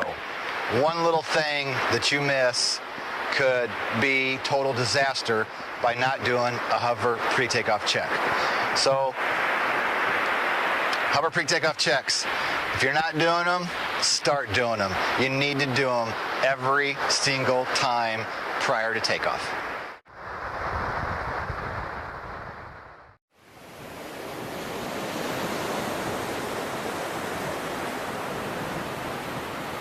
I want to talk about clearing turns. Now, clearing turns is one that a lot of people don't want to do every time because they think it's too redundant and they get tired of doing it and they think, there's nobody around us. Well, there's a fact that I've had several times where I've had not only a tractor come up beside me underneath the rotor system, I've had cars go past, fuel trucks. When you think nobody's around, these vehicles come out of the blue, and so do the obstacles. There's EMS pilots out there that have thousands of hours and they make a simple mistake and don't clear their tail, and they stick their tails into poles and wires and hangers and all kinds of stuff. So you have to clear the tail every single time you go to turn the aircraft. Make sure your tail is clear. Look out your side, make sure you're clear. If you're flying with somebody else, an instructor or passenger, before you turn their direction or the tail in their direction, make sure they look out and clear the tail for you. The clearing tails, the clearing turns are a very, very, very important part of safe helicopter flying. And these safety things we teach you, they're not just for you to get through the check ride and then throw them out the window and never fly with them again. These are lifelong basic things that we're teaching you to keep you out of trouble. So do the clearing turns and do them every single time you go to move the aircraft, clear that tail and make sure it's clear.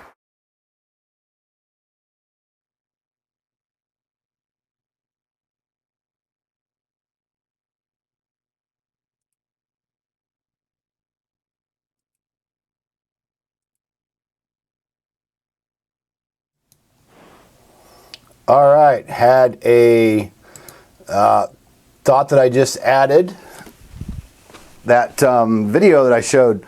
So back to the question of 112 hours. I wouldn't feel guilty at all. The gentleman that I just sent that had 170 hours, he came up last fall. He's one of my ground school members.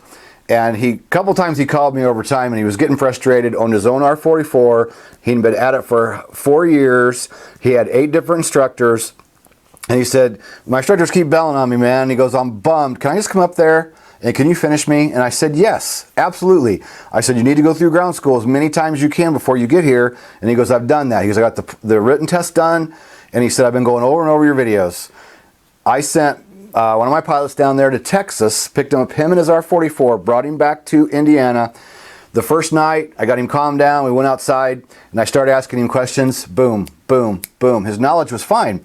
And I realized that working with him after a day or two, I just had to get his confidence up because he'd been jerked around through so many different instructors and sign-offs that weren't correct and things that weren't signed off properly, and this requirement didn't match the sign-off. And so I got working with him and I said, man, you're in good shape. All I had to do was just get his confidence level up. He flew actually pretty good. We had to go out and polish everything. And 9 days after he got here, we went and got his test. That examiner he didn't mark him down because he had 170 hours. I told him ahead of time, I said, hey, the guy's had some trouble. We had to fix his logbook, go out and do some more requirements, and he's going to be fine. And my examiner always says, they got to fly to a standard. So if you fly to a standard, I don't think it matters whether you have 40 hours or 150 hours. You need to go to the examiner and be able to perform to the practical test standards on the oral and the flight. So that's what's important, is showing up and doing a standard. Hours, there can be different reasons why it takes somebody a long time. 112 hours, that's fine. I wouldn't sweat it. If you're having that much trouble, if you think you want to try another flight school, probably a good idea, because instructors and students don't always mix, and it's not maybe the one person's fault. Sometimes people just don't jive, or a certain school doesn't jive with any one person. So I always kind of say, it's never a bad idea to get another opinion, go to a different flight school, try somewhere else and see if any of that works better for you. So I wouldn't worry about that too much. And I put a link in there for this video with Jamie, who I just talked about in the R44. You should watch that video because we just kind of talk about, kind of his struggles and a little bit about what we went through to get him done and how we got him in 9 days and sent him back home, and he was happy. And he said, Kenny, I just went through your videos over and over and over and over. His knowledge was fine. And like I said in the aircraft, I just had to get his confidence up a little bit. He could fly pretty good. Went over there, took the test, examiner was happy. He even flew like a 22 knots of wind that day for a private check ride, and he did great. Let's see, what do y'all need to do to fly an MD-500 and an aerial saw? Hey, that was one of my students. You've probably seen that video of mine. It's got 750,000 views, going crazy. That's the young kid that came to me out of high school. He got his private and commercial with me, and then he found a company that said if you work the truck for a while and prove that you're going to be, you're going to work hard, we'll eventually put you in the helicopter. And that's what they did. He ran the ground truck, hooked up the cables, drug the chains, did all the grunt work, but he did a good job and he proved himself, and then they trained and put him in that aerial saw. There's only a couple of companies that do that, so that's probably a tough one to get into. Not saying you can't do it, but that's how he did it. More and more jobs are just requiring college. That's not just helicopters, that's across the board. I mean, more and more jobs in general require college. It's unfortunate. Not saying you have to get it. I'm just saying if you're coming out of school and you have the opportunity to get some college before starting your helicopter career, I think it's wise. Go to college 9 months, 3 months, learn to fly helicopters if you can do it. I just think it's good advice. You don't have to, but great idea. So let me see if I cut everything up. All right. I think that catches up on the guy with the 112 hours. And I think we're probably ready for the next video. The next video is wire strike avoidance. Wire strike avoidance is a big deal. This was from a student of mine that we were doing some ground school while I was doing one-on-one with him. He's from New Jersey. His name was Lee. And so I was just kind of testing his knowledge at the going to CFI level, instructional knowledge. Wire strikes is a big deal. It's something that we got to think about and always, always, always be, on the lookout for wires. So we'll go ahead and roll that video. We'll keep answering your questions. We have a special code, BR15OFF. To join our Helicopter Airline Ground School membership, when you get to the checkout page, look on the right-hand side, midway about down. Put in BR15OFF, click apply, and it will reveal the discount. And that's available for private, commercial, CFI memberships, along with editions of the R22 or R44 or Enstrom editions. All right, so I think I'm caught up on questions. So we're going to roll that video, and we'll see you back in just a little bit. Always assume all towers and poles have wires. You've heard it. The next one's wire strike avoidance. I made you work the last one. I'll give you my take on wire strikes. Wire strike avoidance is a big deal. As you already know, you're a commercial guy. You've heard about it. Helicopters fly into wires. It happens. People get hurt. People get killed. Wires are absolutely everywhere. And we know this. We see them. And it's not just towers. It's thinking about wires across rivers. People go, I like to go fly low along the river. Well, people string wires across rivers. This is a big one. One of the ones I train is fly over the towers versus in between the towers. And some people like to argue this one, but I was trained over the wires, or over the tower, even if you're with a series of towers, and that's acceptable for my examiner I've been using all these years. And I've always thought going over the tower is going to be best, because if I'm over the top of it and I have an engine or equipment failure, I have a choice to go left or right. On the right, there's a woods. On the left, maybe there's an open field. So, always flying over the towers. God, they're everywhere. And going and doing off-airport landings. That's where somebody's probably told you along the way, it's best to go out and, visit a landing spot if you know you're going to go out somewhere and land off-airport. If you can, it's best to go drive there first and encourage your students to do the same thing. Go out to the area and take a look at it firsthand and find these wires, because they can be very, very, very hard to see. Just like this picture here. I don't know how well you can see it. You probably can't see them. but just real quick, I can see 1, 2, 3, 4, 5, 6, 7, 8, 9, 10, 11, 12, 13, 14, 15, 16. There's 16 separate wires in this picture for this tower. Part of them are for the tower. 2 of them are going across some other direction. I don't know where those 2 are going. You know, the whole wire strike thing is big. And I could I go. was trying to see a way to go over the towers, over the towers instead of going in between them. This way you know where they are. They're fixed to that tower. You know, they're not going to be any higher. They're not going to be any lower. Exactly. I had an EMS check airman show me something one time. You know, the normal transmission lines that go cross country, big tall towers.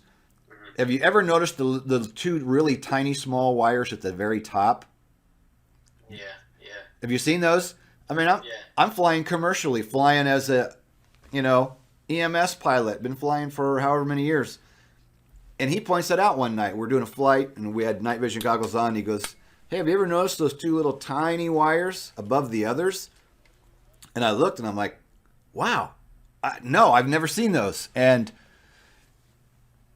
I don't know, you would think the 2 smaller wires would be below the bigger, heavier wires, but I flew for a lot of years before I ever knew that on a lot of these towers, you see these, 4, 6, or 8 big, heavy wires. At the very top, there's 2, on some of these towers, there's 2 tiny wires running along the top.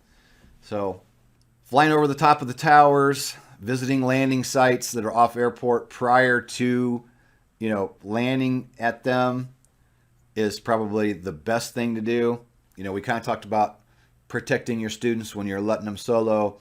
They need to understand they cannot land. You don't want them going off on doing airport landings because this is the kind of stuff that they'd get involved in. And, I don't know.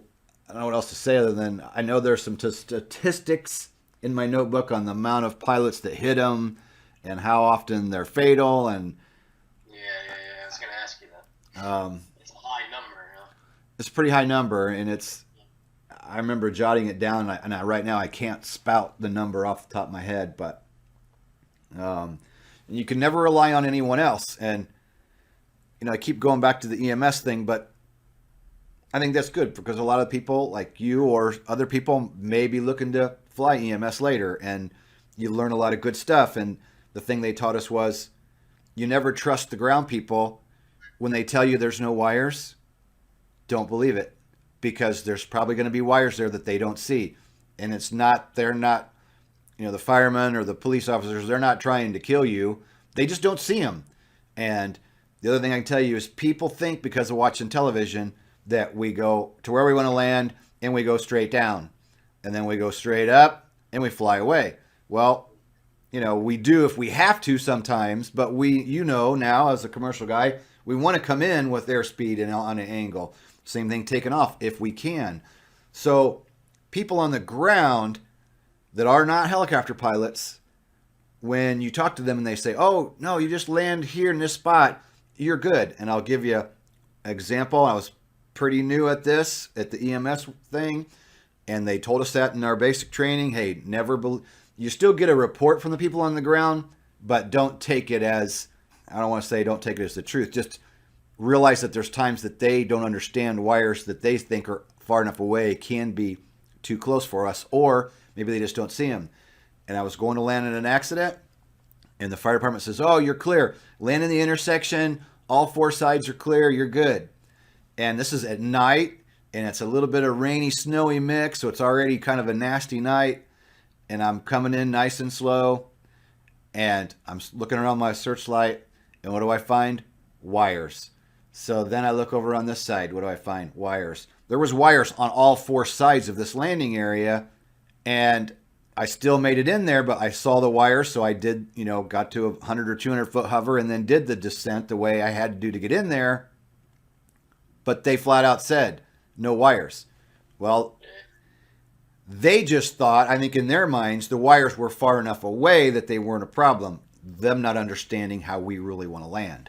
So, that's where really comes into my mind was one of the biggest things that kind of opened my eyes is people will tell you that, "Oh no, you can land there. There's nothing. There's no wires."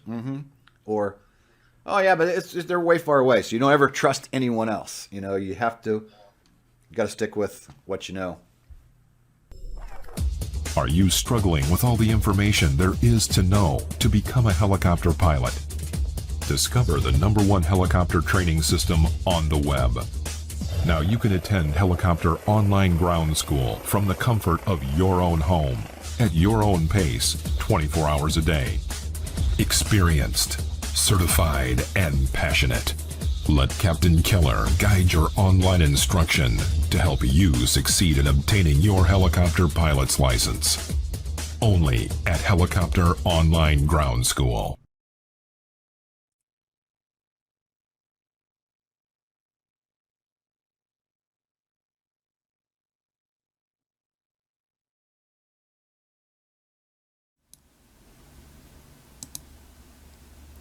All right, we should be back. Getting ready for the next one. Getting ready for video number 6. So I'm gonna walk over here, check, see if we got any more questions. See anybody popped up since I walked away.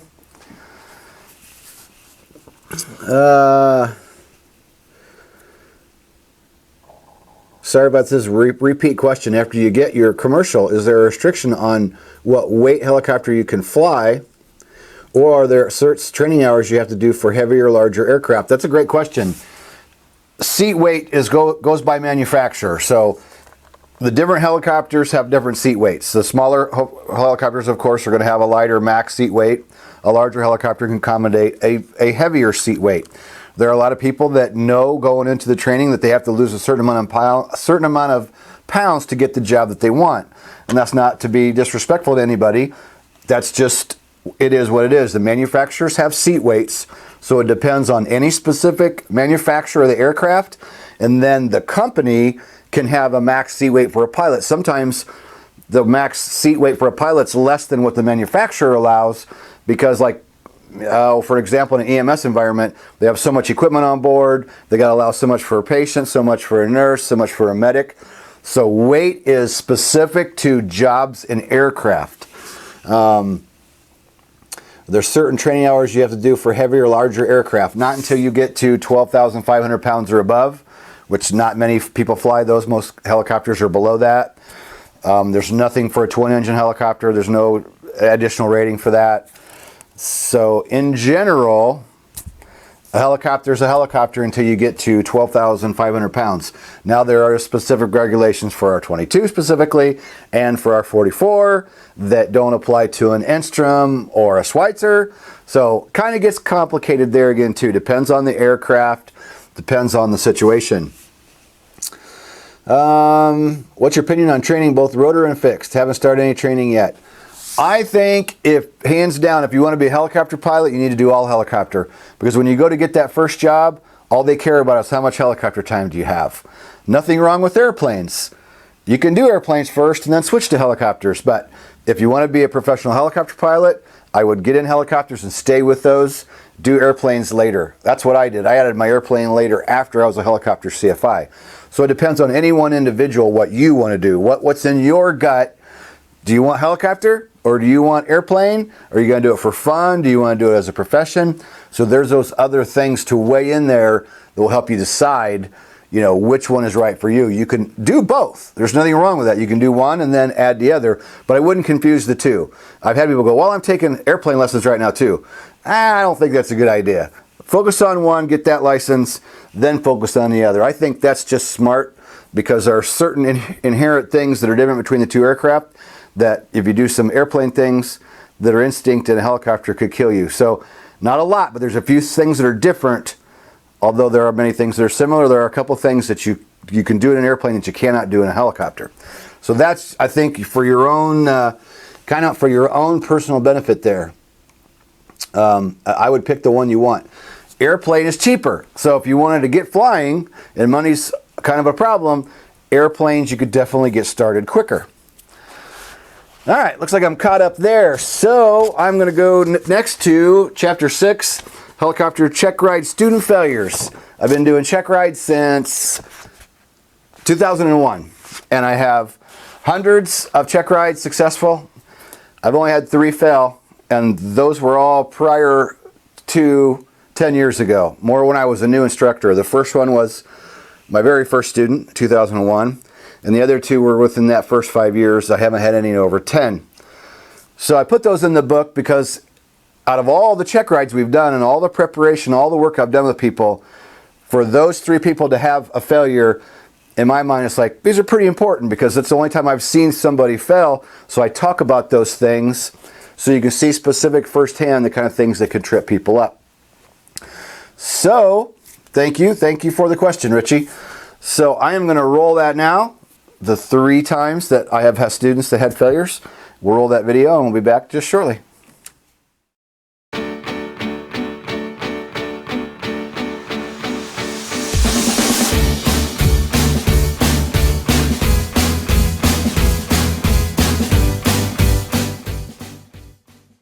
And today I want to share with you the 3 check ride failures of students that I've had over the past 13 years. Number 3 coming up again. Out of all the hundreds of people I've sent for check rides, I've only had 3 people fail on the first attempt. So I thought out of all those check rides, these are 3 good probably tips to cover for some quick check ride prep on what I've seen, this trip people up over a number of years. Number 1 was my very first student that I ever sent for a check ride anywhere, and it was in a Robinson helicopter. And these 3 failures, one's a Robinson, one's a Schweitzer, and one is an Enstrom. So again, number 3, the 3 failures have all been in 3 different styles of aircraft. So this first gentleman was an airplane CFI, and he was a really sharp individual, and he was really well prepared, and he got to the check ride, and he was busting through the oral stuff, and he was doing great. And then the examiner asked him to figure how to figure pressure altitude. And he couldn't remember how to do it by hand. He wanted to use a chart or use his fancy electronic E6B. And the examiner said, no, you have to be able to figure pressure altitude by hand. For example, you're in an aircraft, you're in a helicopter, and you're going to divert and go land at an airport where you hadn't planned it landing, and maybe it's a higher elevation, and you need to know how to hover when you get there. So you need to be able to take the current pressure setting for that airport, figure pressure altitude by hand in order to work the performance chart. And he could not do it by hand, so the examiner failed him. So that's one that I've always made sure over the years, 100% hands down, make sure my students know how to figure pressure altitude by hand. Number 2 was a student of mine back in Cleveland when I was a fairly new instructor, a few years under my belt, and it was in a Schweitzer helicopter. And this one was on a steep approach. And this was a female student that was going for a CFI check ride, and she was excellent on the ground. She was a great ground instructor and was doing really well with all the ground stuff. And the fly-in was, could have been a little bit better, but it wasn't too bad. And on the flight portion of the check ride, she of course aces the oral part. They go out to fly. 15 minutes later, I see them flying back in or hovering back in. I thought, uh-oh, I know this can't be good. So when they get in, basically we all sit down together and he says, okay, on your steep approach, you started it and you told me it was too steep. And then as she continued the approach, she kept saying, oh, this is too steep, this is too steep. But she continued the approach all the way down. And when she got to the end, he said, well, what do you think? And she said, well, that was too steep.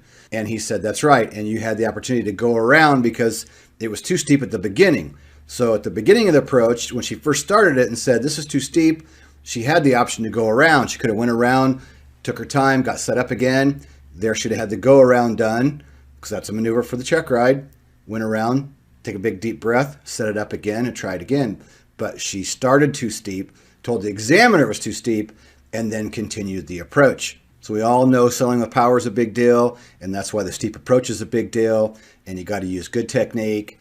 And if you think it's too steep, go around, and you have to catch it early. You can't wait till you're 3/4 of the way through the approach and then say, oh, I'm going to go around now. That's not the point.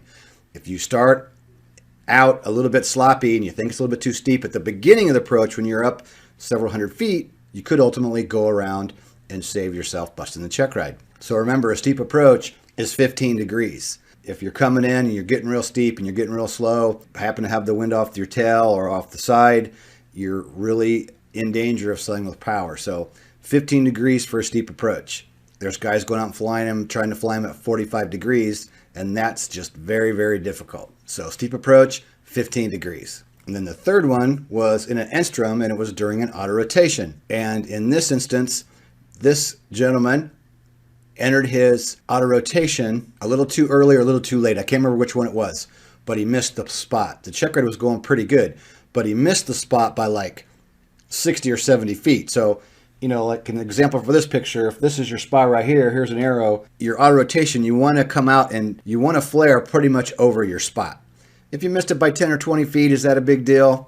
Probably not. You're probably going to be okay. But if you go and miss it by 50 or 70 or 100 feet, not going to be acceptable. So in that one, like the others, we had to do a little additional ground and go out and do a few maneuvers. And then all three of these people came back and aced their check rides the second time after their first failure. So on the auto rotation, you got to get good at estimating at when to enter, so that depending on whether is it a windy day, is it a calm day, you got to come out pretty close to your intended spot. If you're shooting your auto to the numbers 2.8, you want to be starting your flare before 2.8 and leveling out right at the numbers, or pretty darn close. A little bit of run on speed's okay, but you want to flare and level out over your intended touchdown spot. So if you have any comments or questions, put them in the box below. If you're interested in help with preparing for your helicopter check ride, you can always go to helicopterground.com, and we have a wealth of information there about our online ground school. We're now 2 years online, and we are having more and more check ride success all the time, and it's really turned out to be a neat deal.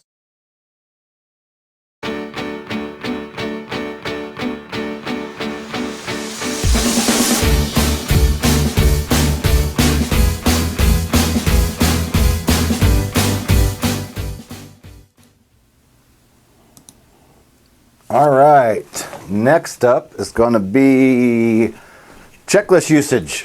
We got to harp on checklist over and over and over and over through training. People don't want to use the checklist. You got to use the checklist for startup, shutdown. You'll forget something if you don't, and it could be dangerous. Checking questions. Oh, still the question on rotor and fixed wing.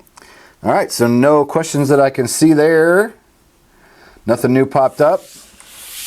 So we're doing the video chapters. There's currently I just cut the version of the book down a little bit because it was a little bit long. I'm getting ready to cut it down again and turn it into a couple of different books.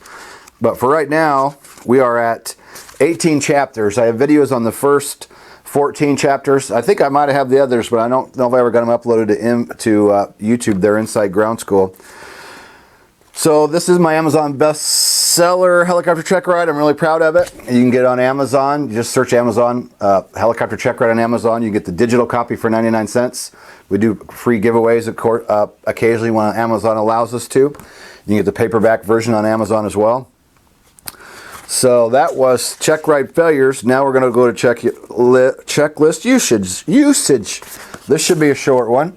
So we're going to roll that, and I will be back. And we'll take some more questions. Anybody has any more questions? So we'll see you after the next video. Tell me about checklist usage and what you know, what you do, what you've seen, and what's important about it. First of all, it's very important to use a checklist for everything, especially for going through doing your pre-inspection. You could miss something without checking your checklist. That could be broken or something that could make the helicopter unworthy. So using the checklist, and sometimes it gets redundant when you continue to use the checklist from front to back. So after a while, you might want to switch it up, start it in the middle, go to one side, and then go back and start to the other side, or start it reverse. Just change it up a little bit to keep it going and keep everything fresh and different. That's for like doing an inspection. And then you got the startup and shutdown, which is important too, because you might skip a step in that, and you might make damage to the helicopter or damage to the engine or some sort. So always use your checklist. They're there. That's why they're there. There's no need not to use them. They're there. Use them. Okay. Be honest. How many times have you skipped the checklist on a pre-flight, number one? Probably. I don't think I've ever have. That's the first thing I do is go in and grab it. All right. Good boy. Because they're right next to each other. How many times have you done a startup without the checklist? Never. I always grab it. Yeah, I always grab it. Just to have it. I mean, I know it. especially the shutdown, but you always have it in your hand. Okay. You always go through it. How many pilots have you flown with in helicopters specifically that you know don't use it at all or skip it part of the time? Or what's your experience with other pilots that you've seen, or airplanes too? What's your experience? Well, in our situation at our airport, the fuel dock is farther away, and they don't have any fuel tanks or anything to bring the fuel to the helicopter or where the hangar is. Right. So after the lesson, we usually go over, shut it down, get fuel, and then at that point, we would start it back up and just taxi it back around to the hangar. So that's when it gets really lax. We just start it up, you don't do any of your checks or anything, and you just taxi back. And I see people in that situation just getting it back, Right. Do you think that's appropriate? Probably not. I mean, anything could happen. Yeah. I mean, even though you're 5-10 feet off the ground and you're just taxiing, but still something could happen. Okay. And I think that's kind of like get back itis, like just get it back, no big deal. You're not going to be up high and you're just taxiing it. My take on this is I'm amazed at the amount of people that don't use them, skip them. Have I ever skipped a checklist? Yes, I have. Have I ever skipped it on a pre-flight? Yep. Have I ever skipped it on a startup? Yep. Do I do it in general? No. I've had those times where I've gotten laxed and then gotten bit by it because I didn't do it properly and I tried skipping. And I've done it in a simple aircraft and I've done it in the more complex aircraft. I was very by the book for a long time, and then you get 500 hours, 1,000 hours in a certain aircraft, and yeah, it's redundant. And I can tell you that when you decide to do it without the checklist, it can be one simple switch as a boost pump. And even though the light's on, you don't see the lights on. You did a pre-takeoff check-in, and you didn't catch that boost pump was not on. Every time I've really tried to do it, I've forgotten something. I've never had anything bad happen. I will forget something almost every single time. So I've been through the cycle of being really good, and then I've played the game of getting a little laxed, and then I've learned my lessons over doing stupid stuff, and now I'm back to use the checklist every single time. And in the real world, in the training world, I see people do it all the time. And I'll give you the example in the EMS world, professional pilots. They told us, guys, when you go back to your base, when you're out pre-flight in the helicopter, there'll be a time where someone from our company will be in the parking lot, or they'll be in the office if you're inside a hangar. At some point, you will be observed pre-flighting the aircraft. And if you do not have your checklist in your hand, you will be told to go home. And they said, we don't care when you're climbing up on the top to get up and check the rotor head. That checklist needs to be in your hand. When you fall down to the ground, you better be holding that checklist. Are you struggling with all the information there is to know to become a helicopter pilot? Discover the #1 helicopter training system on the web. Now you can attend helicopter online ground school from the comfort of your own home, at your own pace, 24 hours a day. Experienced, certified, and passionate. Let Captain Keller guide your online instruction to help you succeed in obtaining your helicopter pilot's license. Only at Helicopter Online Ground School.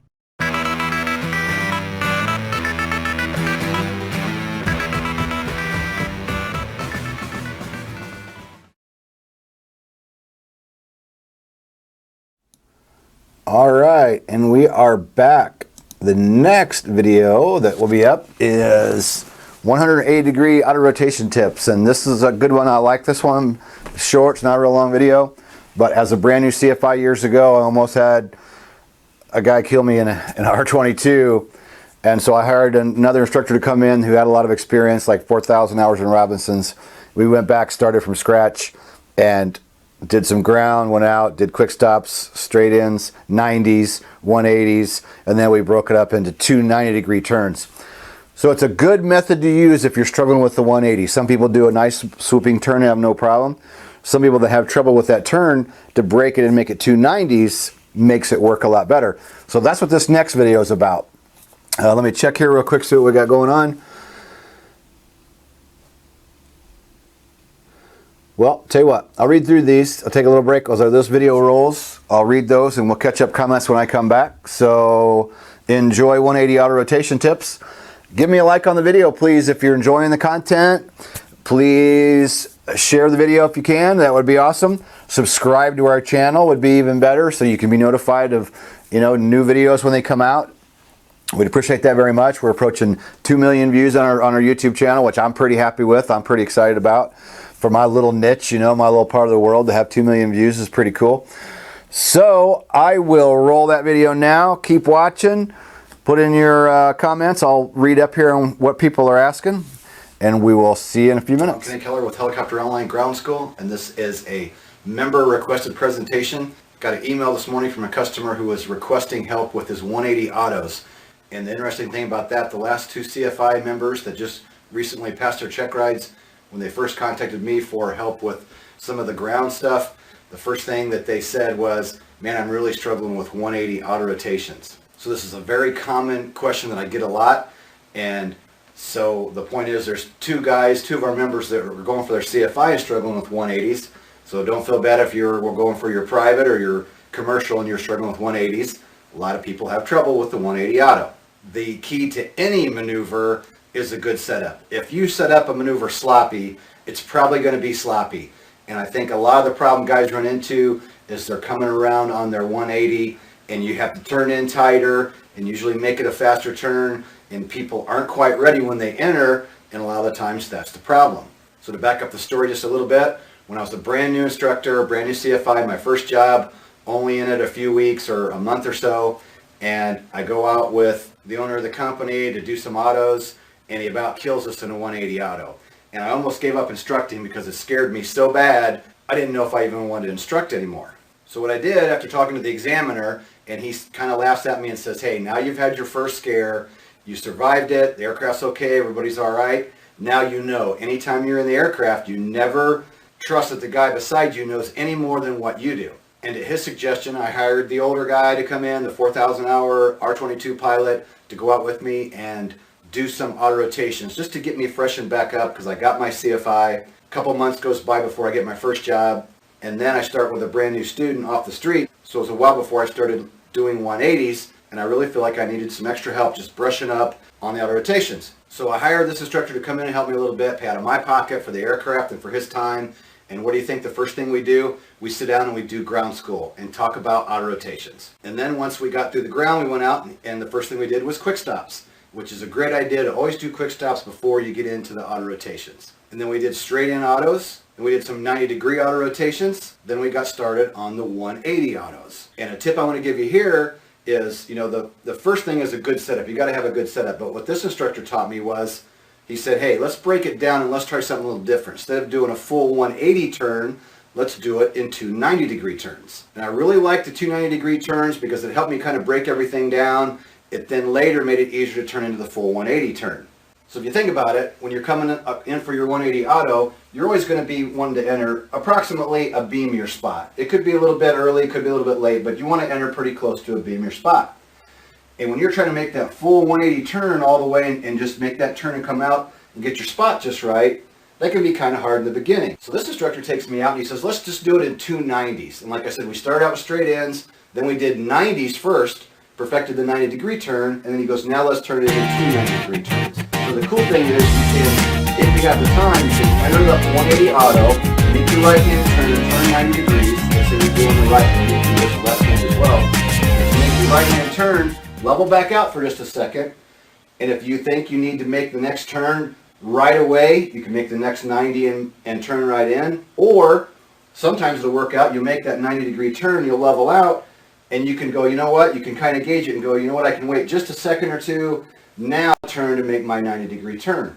So that really helped me out as a new instructor, just breaking it down and going out, number one, we did the ground school, went out, did straight ins, or quick stuffs first, then straight ins, then did some 90s, got comfortable with the 90s, and then turned it into two 90-degree turns. Just kind of a tip, something that you can use. It's not absolutely necessary. Just giving this as a tip. It's something that helped me out a lot, and along the way, I've helped a lot of other people by doing the two 90-degree turn technique for the 180 auto.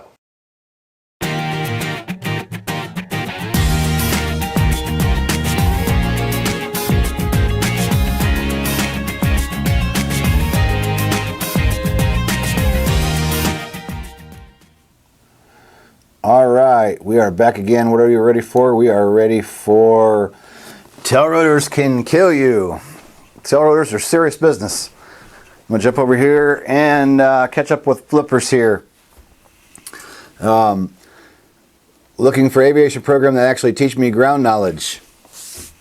That's us, flippers. Helicopter Land Ground School. That's what we are. Helicopter ground knowledge.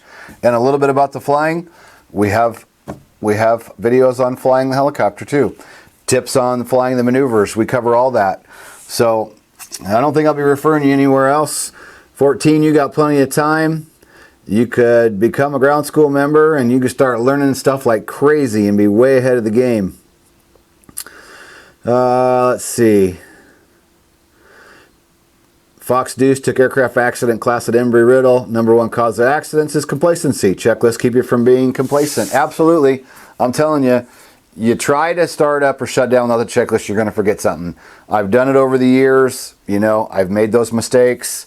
I've tried it because you think, oh, I've done this so many times, I'm getting good at it, I don't need the checklist. Well, guess what? You still forget something, and it could be that one thing that you forget that could end up being, you know, something that causes a fatal accident later. You just don't know. You have to follow the checklist.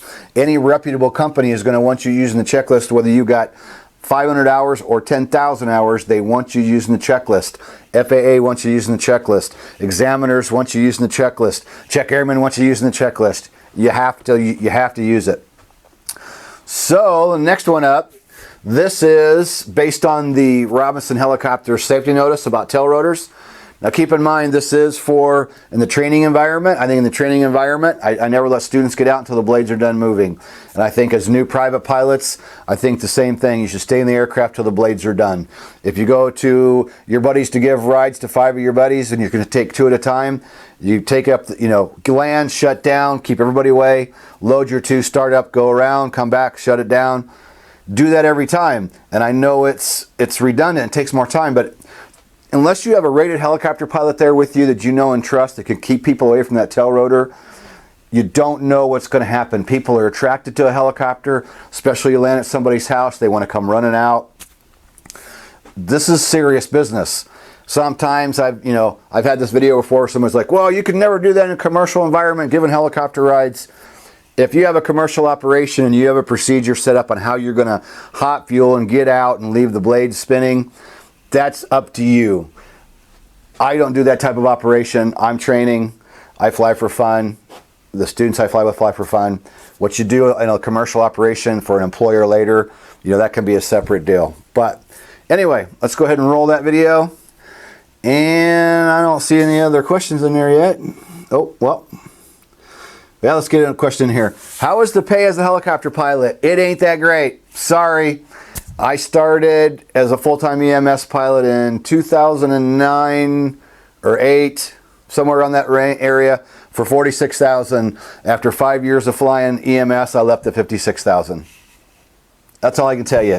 You can't do it because you think you're going to make $100,000 a year or $150,000. Not saying you won't somewhere. If you get a big paying helicopter job, that's great. Maybe it's going to be overseas or something, but in general, helicopter pilots don't make a lot of money for the time and effort that you have to put into it. But you fly because you want to, you fly because you love to fly, and the pay is just, that's a bonus. That's the reality of it. I am going to go ahead and roll the tail rotor video, and we'll be back shortly. If you're one of those people that think accidents only happen to the other guy, I'm here to tell you they can happen to anybody, and they can happen on a beautiful day when everything is going exactly as planned. In this case, this was the seat of the aircraft that I was in. This is where I ended up, about 30 or 40 feet away from the helicopter. What's over there behind the ambulance that you can see here in the picture? I'm here to tell you they can happen to anybody at any time. Today I want to cover never exit the helicopter with the engine running, and I'm going to tell you why. One of our members just sent me an email just today, and he was upset, and he said, I just lost a friend and one of my instructors because he left the helicopter while the engine was running. Please teach your students to never leave the helicopter until the engine is out and the blades come to a full stop. So the point is, these things happened. I'm going to give you 3 more reasons. One would be Robinson Safety Notice number 17, never exit the helicopter with the engine running.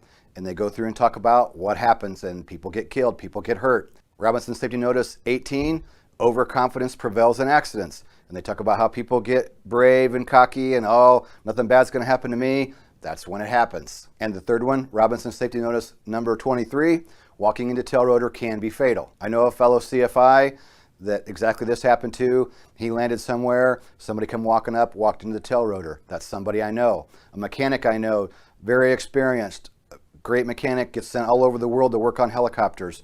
One day he was doing some tracking and had the blades spinning, and he turned to pick up a tool, and he said when he turned around, there was the tail rotor right in his face. He almost goofed, and he knew better. He was trained better, and he still almost did it. And then the third instance right here happened in Indiana a few years ago.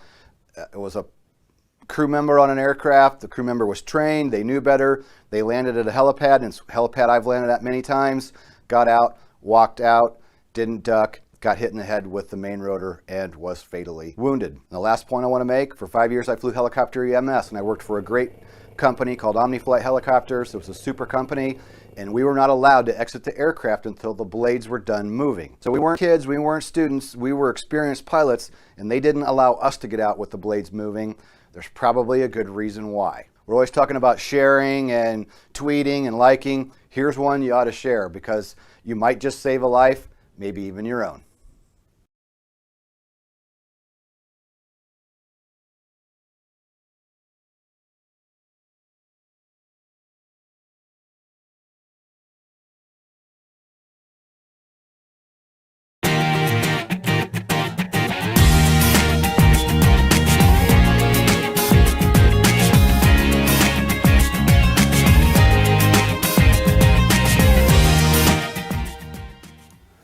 All right, so that was the tail rotors and how dangerous they can be. I personally know a couple pilots that are friends of mine that I know that have had people walk into tail rotors and they've been killed. You know, people walk into tail rotors, they walk into main rotors. Not a good situation. People flock to a helicopter, so you got to be super, super careful. TD said, any other books you can recommend to make someone safer? There's a lot of books out there. There's a lot of books that have been around for years. You can go on Amazon and search helicopter books all day long. Practical training, you know, that's what we do with Helicopter Landing Ground School, is practical training to get you through the check rides, training you to be a safe and prudent pilot. Making good decisions is how you stay alive and stay out of trouble. Flying the aircraft the way it's intended to be flown is how you stay out of trouble. So the next video chapter is chapter 10, and it is helicopter struggles. And I'll just give you a quick background on this. I pulled my customers or my members from our ground school site, and also members from like the Facebook page, and said, what are your struggles? What's keeping you awake at night? What's, you know, what is your overwhelm? What bothers you the most? And I took, you know, and kept track of all of them, and I made a list of the top 5 of things that overwhelm people during helicopter training. So that's what the next video is about. If you have any of your own training struggles you want to mention in the comment box, that'd be great. I don't think this has changed a lot over time, but if you have something that you want to relate to and put your comment in, that's fine. You got something new that you don't hear in this, let us know that too. Please give us a like and a share. Thanks for hanging around, still being here. Thanks for all the comments. So let's go ahead and roll video chapter number 10 from Helicopter Check Ride, and we'll be back shortly.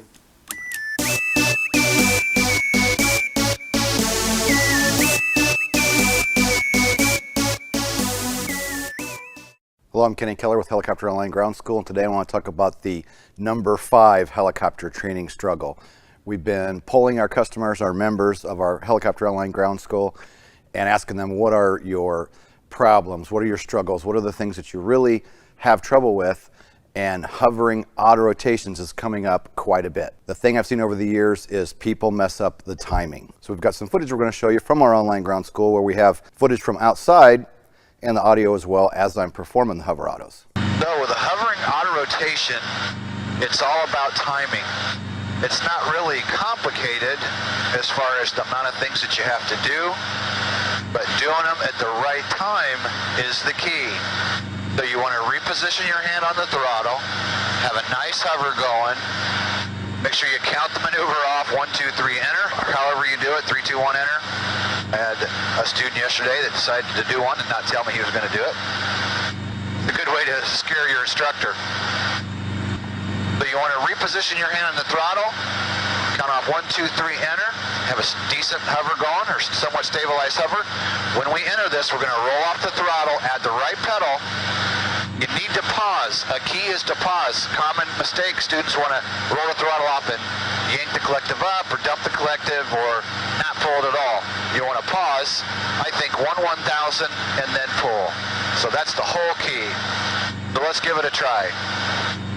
Get stabilized, reposition our hand on the throttle, and think 1, 2, 3, enter. Throttle off right pedal, 1/1000, and then pull. That was a little stiff, but I pulled too soon. Let's try another one. Focus outside, stabilize hover, reposition your hand on the throttle. It's all about timing. Simultaneously roll off collective, add right pedal. Pause, think 1/1000, then a nice smooth pull up, and then don't forget to lower the collective back down. So here we go. 1, 2, 3, enter. Throttle off right pedal, 1/1000, and then a nice pull. Down to the ground, collective back down. 1, 2, 3, enter. Throttle off right pedal, pause, nice smooth pull, onto the ground, collective back down. Count it off. 1, 2, 3, enter. Throttle off right pedal, pull. Collective back down, pedals back to neutral, cyclic back to center. 1, 2, 3, enter. 1, 2, 3, enter. Throttle off right pedal, pause, pull. Back down. So hopefully that helps. Hopefully you enjoyed that. Leave your comments and questions in the description box below. Click the link down below this video if you want to learn more about our Helicopter Online Ground School. Please share on Facebook and Twitter, and we'll see you in the next video.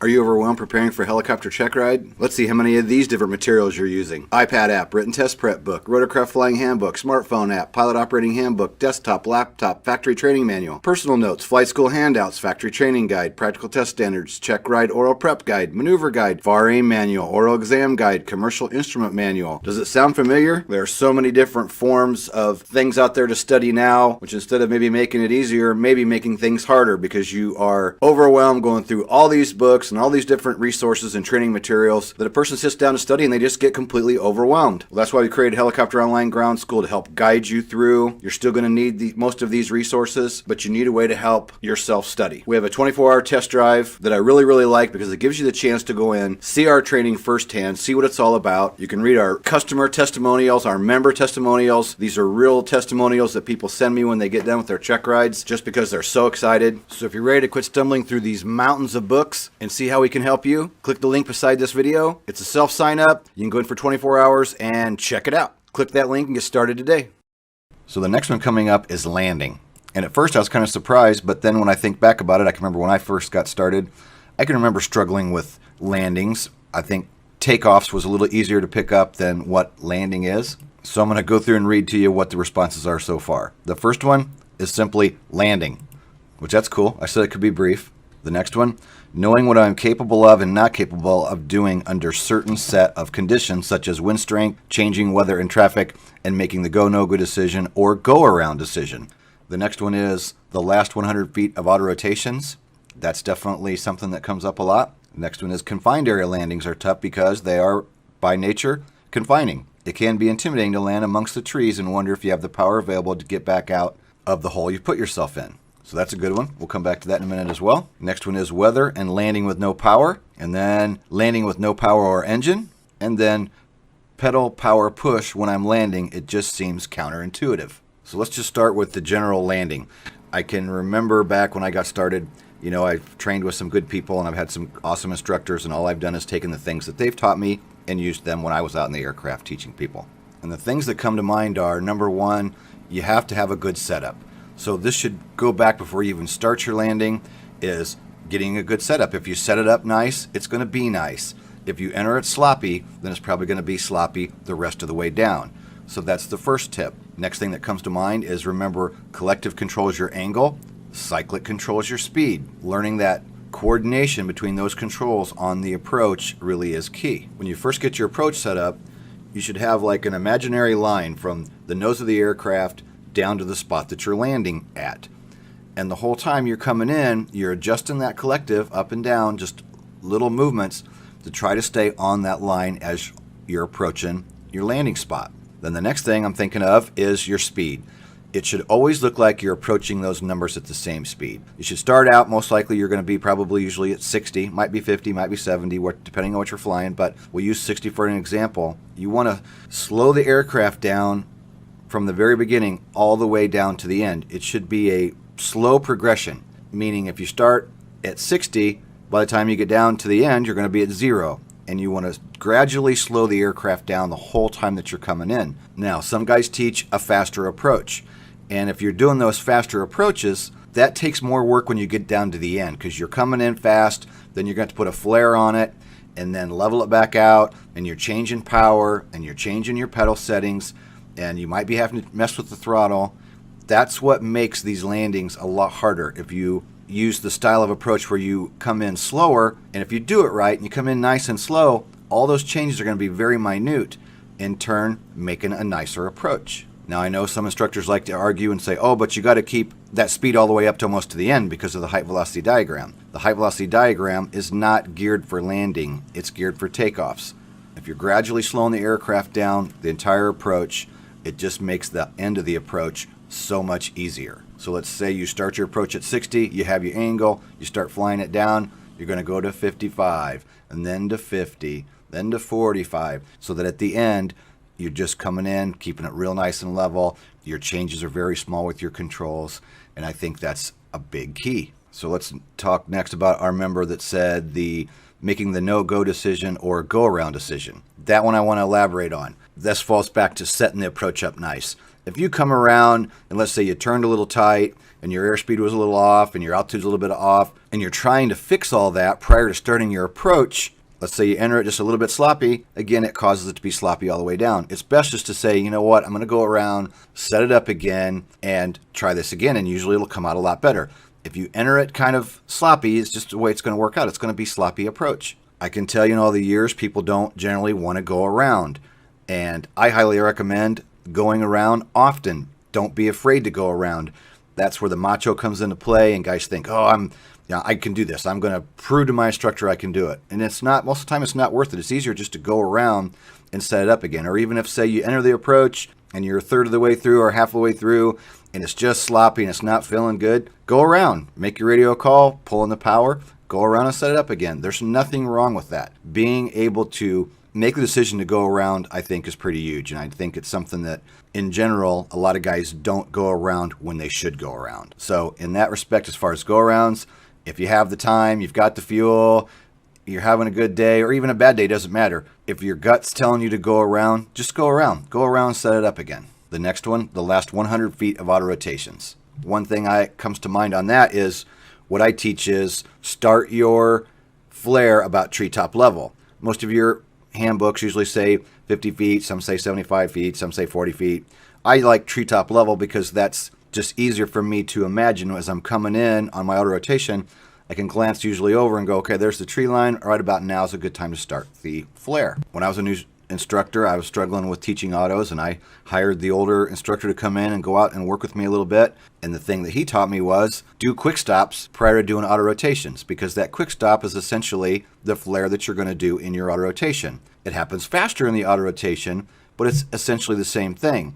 And if you kind of warm up with some quick stops, that a lot of time helps you with that flare in your auto rotation. And the other thing that he taught me was start with a gentle flare, and as you get closer to the ground, make it a bigger flare, a bigger flare, a bigger flare. So start gentle and keep pulling it. And you can kind of judge, depending on the wind and your conditions, whether you're going to need a really aggressive flare or it could be more of a shallow flare. If you pull too much too quick, that's what a lot of guys do, and then they balloon up, and it makes it all a big mess. Onto the confined area landings comment.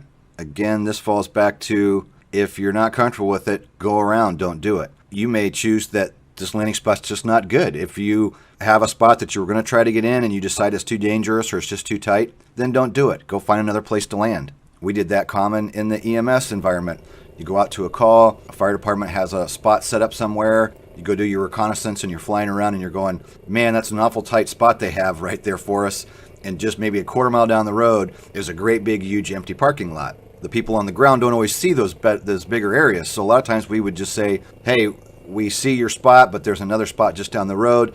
It's a lot more open. We're going to go land down there. So on the confined areas, don't be afraid to go around. Don't be afraid to abandon it and not even land there. I mean, do you have to get in that one specific spot? And on that same question, it can be intimidating to land amongst the trees and wonder if you have the power available to get back out of the hole you put yourself in. Absolutely right. I've done it where I've went in somewhere and I was too heavy to get out. So I either had to burn off fuel, have somebody get out and walk over and meet you at another landing spot. It does happen. So it is one of the things that you have to really consider.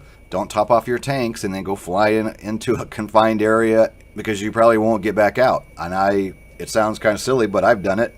Wasn't thinking, oh, let's top it off where we put it away. Oh, let's go down there confined area landing, and then you land somewhere and you can't get out because you're too heavy. So proper planning is probably the biggest one on that. And also flying the slow approach. That approach into that confined area should be really, really slow so that you have the opportunity to stop, pulled into a hover, or you have the opportunity to just go around if you see a danger. Maybe you see a wire in the last 100 feet that you couldn't see at 500 feet, or a tree, or whatever the case may be. If you're doing a really nice slow approach, it gives you that option to just go around, to just fly away and not make the landing. Weather and landing with no power. You know, if you're always using good technique and you're trying to stay over in open areas and trying to give yourself plenty of altitude is going to be your best way of trying to deal with that engine failure. You know, unless you're working on a CFI, you're not out there doing landings without an engine. You're not doing full down autos. You shouldn't be if you're not working on your CFI. There's no good reason to be doing full downs. Insurance companies don't like them because a lot of helicopters get wrecked with guys doing full down autos, and it's just really not necessary. And in the event you lost your engine, if you have RPM, altitude, and airspeed, and you've got an open area to go to, and you do it right, you're probably going to walk away. You might not even damage the aircraft. But if you really lose the engine, who cares? We don't really care about the aircraft. We want you to walk away. So by using good pilot technique and being in the good position that if you do have an engine failure, you've got somewhere to go. And when you get down to the end, you're going to flare it. About 8 to 10 feet, you're going to level it out and cushion that thing onto the ground. So, you know, landing without an engine is intimidating. It can be scary. But you can't just let that completely hold you back because you're worried about the engine quitting. You know, flying a aircraft that has good maintenance and doing your good pre-flights and getting all the required maintenance and using good pilot technique, most likely you're going to be able to survive that engine failure. The next one, another guy says, same thing, landing with no power or engine. And then the last one, pedal, power, push when I'm landing. It just seems counterintuitive. I'll go back to what I was explaining earlier about if you make that approach slow, if you take your time, it makes all those things fit together a lot nicer at the end, and it just makes your approach easier to fly. It looks better, it feels more comfortable, and I really believe that slower approach is key. And I would just go back to that and add, I can remember when I did my private check ride, I flew with an examiner who's been, you know, flying since dirt was new, a guy really respected in the industry, and he knew the guy I was flying with, or the kid I was flying with, flew the faster approaches. So when I do my normal landing, I can remember when we were to the end, he goes, what'd you think of that? And I'm like, oh, I thought it was pretty good. And he's like, wow. He goes, I thought you were coming in pretty hot. You know, he goes, I think that was awful fast. And we sat and talked about it after the fact, and I passed, and it wasn't a problem. He just explained to me that why the slower approach was a better alternative than the faster approaches. And when he went through and said, hey, this is where the height velocity diagram does not pertain to landing. It's geared for takeoffs. And he said coming in on a landing, you have low pitch applied, low power setting, you're not working the engine as hard, it's most likely not going to quit. It could, but it's a lot more likely it's going to quit when you're taking off and you're working that engine hard, pulling power, and you got a high pitch on the rotor blades. Most likely that's more of the time when you're probably going to have an engine failure. And today I want to cover number 2 issue that our customers are relaying to us about their helicopter training struggles. Number 2 is complaints about helicopter CFIs. And I'm going to read to you exactly some of the comments, what these men and women are saying. Yep, the ground portion was the hardest. I had many different instructors and they were all impatient. Didn't want you to ask questions. Once an instructor learns it, they think it is easy and they forget how they struggled to learn it all. I think the general attitude of CFIs is the biggest hurdle. Most places require you to teach, and the CFIs feel like they are doing time until they can get out of there. I can't wait to be a CFI because I plan on having a different attitude. That's why being able to watch the videos was helpful. I could watch them over and over until I understood the concept without a cranky CFI. Next one. My biggest concern is obtaining foundational knowledge. All my fixed wing and now heli training, instructors were there to build hours for their future jobs. They did not really want to spend much time on ground training. Students are forced to compile their own study course and hope it will get them through the oral examination. I especially see this as I begin organizing my son's flight education. So that is a common problem, and I can understand where the CFIs are coming from too. You know, I've been that route. I played the game, new instructor, gung-ho, and you go out and start doing the job. But pretty soon you realize that you're working for peanuts and you're going to have to work all these hours and get all this time under your belt before you can even get a decent paying job. So that is where a lot of the frustration comes from with helicopter CFIs. I did the same thing when I was new and got frustrated over time and couldn't wait to get to the next job and the next job. And then I did the EMS thing for 5 years along with everything else I did.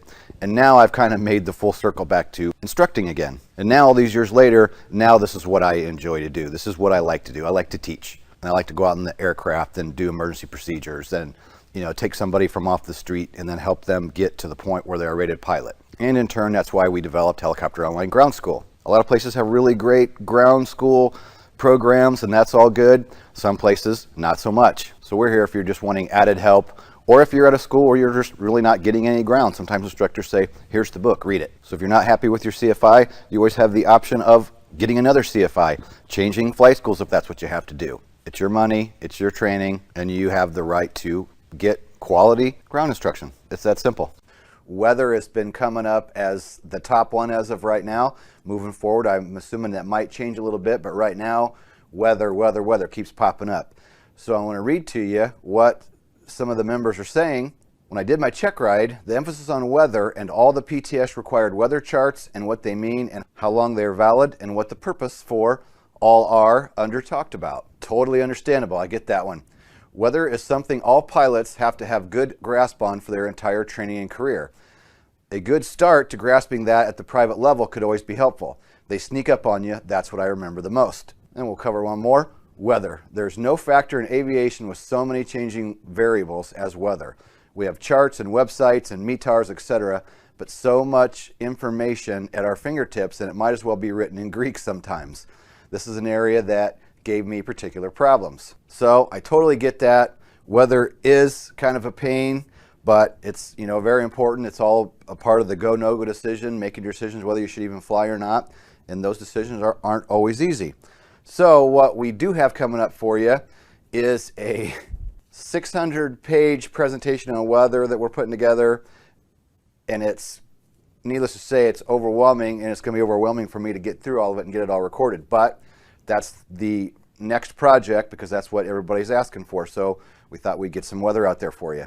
Meanwhile, I want to talk about some of the tools that we have now in our arsenal for checking weather and so on. And the ForeFlight's what I've just been using recently. I'm sure there's others out there. I know some guys said, oh, hey, try this one, try that one.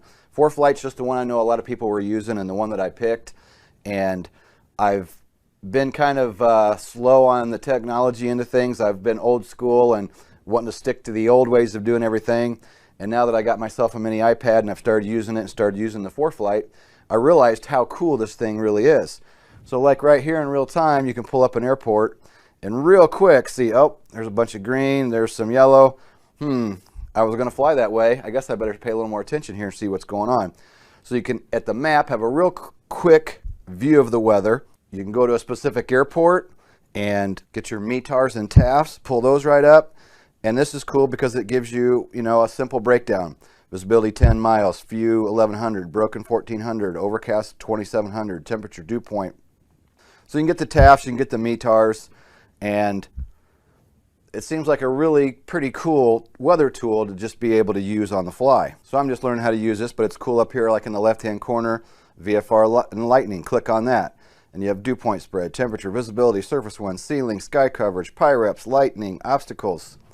Really, really cool stuff, and I'm glad that I've finally jumped on board and started, kind of learning how to use the weather on the iPad. It's really cool. So while we're putting together this new weather presentation, meanwhile, we do have about a 20-minute weather presentation that's in pre-flight preparation tab under weather information. So we do have that you can look at right now, and then we've got another big weather presentation coming up.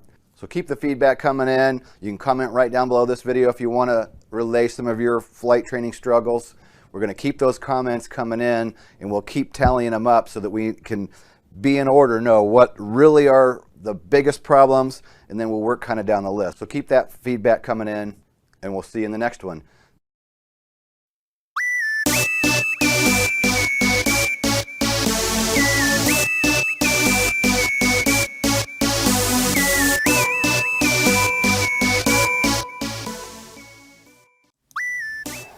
All right, that was member training struggles. Next up is going to be the helicopter training 3s. I'm gonna walk back over, check the YouTube. Things quieted down a little bit, but that's okay. Getting late, getting tired. I did this 4 hours on Facebook earlier today, and now here we are doing it again tonight on YouTube. But that's okay. Thank you for all the shares. Hopefully you enjoyed that a little bit. Hopefully you can relate if you are in your helicopter training journey right now. Maybe you'll make you feel a little better about being in the same boat with some other people. The next is going to be on the helicopter 3s. This is something that when I first started instructing all those years ago, well, actually, I filled my first check ride and I put my notebook together. When I'm organizing things, I kept noticing, man, there's a lot of things that are grouped together in 3s, and it keeps popping up over and over and over again. The number 3 is a fantastic number. It comes into play in so many different things. I'm an ex-cop, ex-fireman, ex-record driver, and everything always came in 3s, and you always heard that, and it seemed to be pretty much the case. You don't get a call for several days, and then boom, you get 3 calls right in a row. Well, anyway, going through helicopter training, there's all these times that when I'm working with somebody, prepping them for a check ride, I'm asking them, well, what are the 3 types of icing? What are the 3 types of rotor systems? And the list kind of goes on and on. So I took the common ones, the most common ones, and put them into a chapter of my book called the Helicopter 3s. And we actually used to have this out on DVD. We quit making DVDs. And I'm not even sure we have this in the ground school anymore because I want to remake these videos, because I made, some of them are, a little older, and over time with better equipment and better audio and video, I'd love to reshoot these, and I think we're going to do that this summer. Reshoot them all, up-to-date them, and then add some that weren't in the original list. So I don't see any other questions coming right now, so it's getting late. I'm going to go ahead and roll this so we can get through the last few videos. So keep liking and sharing. Thank you for watching. Thank you for being here. Thank you for commenting. Thanks for liking. Give us a share. Subscribe to the channel so you know when we come out with new videos. And because you're watching this video, I'm making a special offer. It's a long video, a lot of content here. For you taking the time to watch, I'm offering a special discount. You can use the code BR15OFF on the coupon, in the coupon box on the checkout page. When you get to the area where you enter your credit card information, if you want to join our Helicopter Line Ground School, you can use this 15% discount. You put that code BR15OFF in the right hand mid side of the page, click apply, and it will show you a 15% discount offer. Shows you the discounted price. 5 years now online, we've had major success with online ground school. I love what I do. We're helping so many people get through their check rides. It just keeps getting more and more people sending their pictures and sending me email or sending me a text because they're all excited they just got through their check ride. So it keeps growing. The momentum is awesome. I'm going to go ahead and roll this video now. Put your comments down below, and we'll see you after this next video is done, and we got a few more to go. So see you shortly. Starting off, we're going to do the 3 stages of a thunderstorm. I'll pretty much guarantee you about 99.9% chance that he's going to ask you on the private pilot check ride. An examiner might ask you on a 135 check ride if you're flying EMS. They're going to ask, what are the 3 stages of a thunderstorm? Cumulus, mature, and dissipating. Commit those to memory so that you'll always know it. Any check ride they ask, boom, cumulus, mature, dissipating. Examiner's going to ask you, what are the 3 things combined together is going to get you into the dynamic rollover situation? Number 1 is a pivot point. Number 2 is a rolling moment. And number 3 is exceeding the critical rollover angle. And we'll throw you a little tidbit in there. 15 degrees is that critical rollover angle, which another little training tip, 15 degrees is also your degrees for exceeding the critical angle of attack. So when you're memorizing 15, you think of it in those 2 different ways. What are the 3 things are you going to notice at the onset of retreating blade stall? The 3 things that you need to know are abnormal vibration, pitch up of the nose, and a roll to the left. He's going to say, great. Why does the nose pitch up? The nose pitches up due to gyroscopic precession. What is gyroscopic precession? Well, maybe his next favorite question. Gyroscopic precession is when a force is applied to a spinning object, it's felt 90 degrees later in the plane of rotation. Those are some of the key things there at a private pilot check ride is what are the 3 things that you'll notice at the onset of retreating blade stall? Abnormal vibration, pitch up of the nose, and a roll to the left. Or 3 types of icing. Examiner is probably going to ask, what are some forms of icing, or what are the 3 main types of icing? Rime, clear, and mixed. In a helicopter, do we want to fly in icing conditions? No. Do you ever want to go when they're forecasting icing? No. In a helicopter, you want to stay so clear of icing, it's not even funny. Anytime you're near freezing, anytime you're a few degrees above or below the freezing level, you probably better be careful if there's moisture in the air. Recapping 3 of the types of icing. The examiner asks you, rime, clear, and mixed. Commit those to memory. The 3 things will get you into sailing with power. I've shot this several times, but it's an important message. Our examiner says, as a helicopter pilot, it's one of the things that can get you into trouble quicker than anything. Being a helicopter pilot, you have to commit the memory. Rate of descent 300 feet per minute or greater, using 20 to 100% of power, airspeed less than ETL. This has to be committed to memory. When I failed my first private pilot check ride, that was one of the things that I stumbled on, and that's what the examiner told me was, make sure you know that and you know it, so when you're asked, you can go boom, boom, boom. Rate of descent 300 feet per minute or greater, using 20 to 100% of power, airspeed less than ETL. Now I want to do the 3 situations conductive to sailing with power. The 3 main situations that guys will get themselves into sailing with power, which are, number 1 is attempting to hover above the hovering ceiling, which makes complete sense. If you try to hover at a point that's above the ceiling, it's not going to do it. It's going to settle with power. Number 2 is hovering out of ground effect without precise attitude control. And the example there that we all like to use is photo flights. You're doing a photo flight and you're trying to hold a shot for a photographer and the wind's not directly off your nose. Maybe it's quartering off to the side and you're kind of paying attention to what he's doing more than what you are as far as the control of the aircraft. You can get yourself into sailing with power that way. And then the third one of the most popular of the 3, not that they're popular, but very possible, is steep approach downwind, which sounds pretty simple. Well, we don't land downwind. Well, most generally we don't land downwind, but the mistake pilots make is, any of us could do this, you think you know where the wind's at, and maybe the wind has changed. You've went from one airport to another, or while you've been out flying, the wind's changed, and you didn't realize that maybe you were landing downwind. You didn't do the best check, and you start doing a steep approach, and the wind may be a little bit behind you. Very good possibility you're going to get into sailing with power. Those 3 again: attempting to hover above the hovering ceiling, hovering out of ground effect without precise attitude control, and steep approach downwind. So the 3 main ways that guys get into it. You got to really be careful, use good pilot technique, and just don't put yourself in those situations.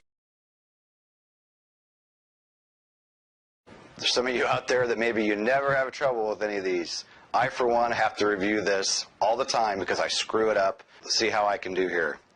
Definition of night. The definition of night is the end of evening civil twilight up to the beginning of morning civil twilight as published in the American Air Almanac, converted to local time. Boom, we got that one done.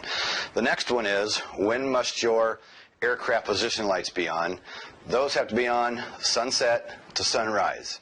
That one I can always remember. I can get through that one okay. So here goes number 3. The night currency. To be current at night, to take up passengers in the preceding 90 days, you had to have 3 takeoffs and landings in the category and class of aircraft you want to be current in for your passengers. And these 3 takeoffs and landings must take place an hour after sunset up until 1 hour before sunrise, as published in the American Air Almanac. There you go. That was a struggle, and it's always a struggle. So for me, I don't know. I've always had trouble with that, and I have to review that all the time. But point being, my longtime examiner that I've been using always says, good pilot uses his resources. You can't remember every single thing.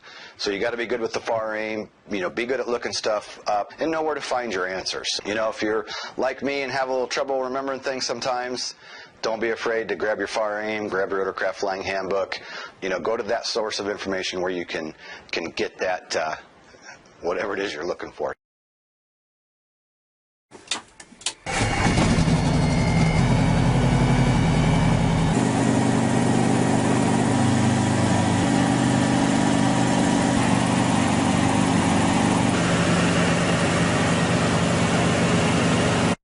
This is all footage from a flight I did today going to get some maintenance. And what I want to hit is 3 things on aborting a helicopter flight. This is something we need to spend a bunch of more time on, but something real quick. I did 5 years working for Omni Flight Helicopters doing EMS flying, and that was awesome. Got to fly BK-117 and EC-135 and a ton of great experience. And I think one of the best things that I ever got from their training was the chief pilot, who was a former line pilot, check airman, said if you're flying along on an EMS flight and all of a sudden you find yourself descending and slowing down from where you want to be at to feel comfortable, it's probably a pretty good time to turn around and go home. And I want to add a third one to that.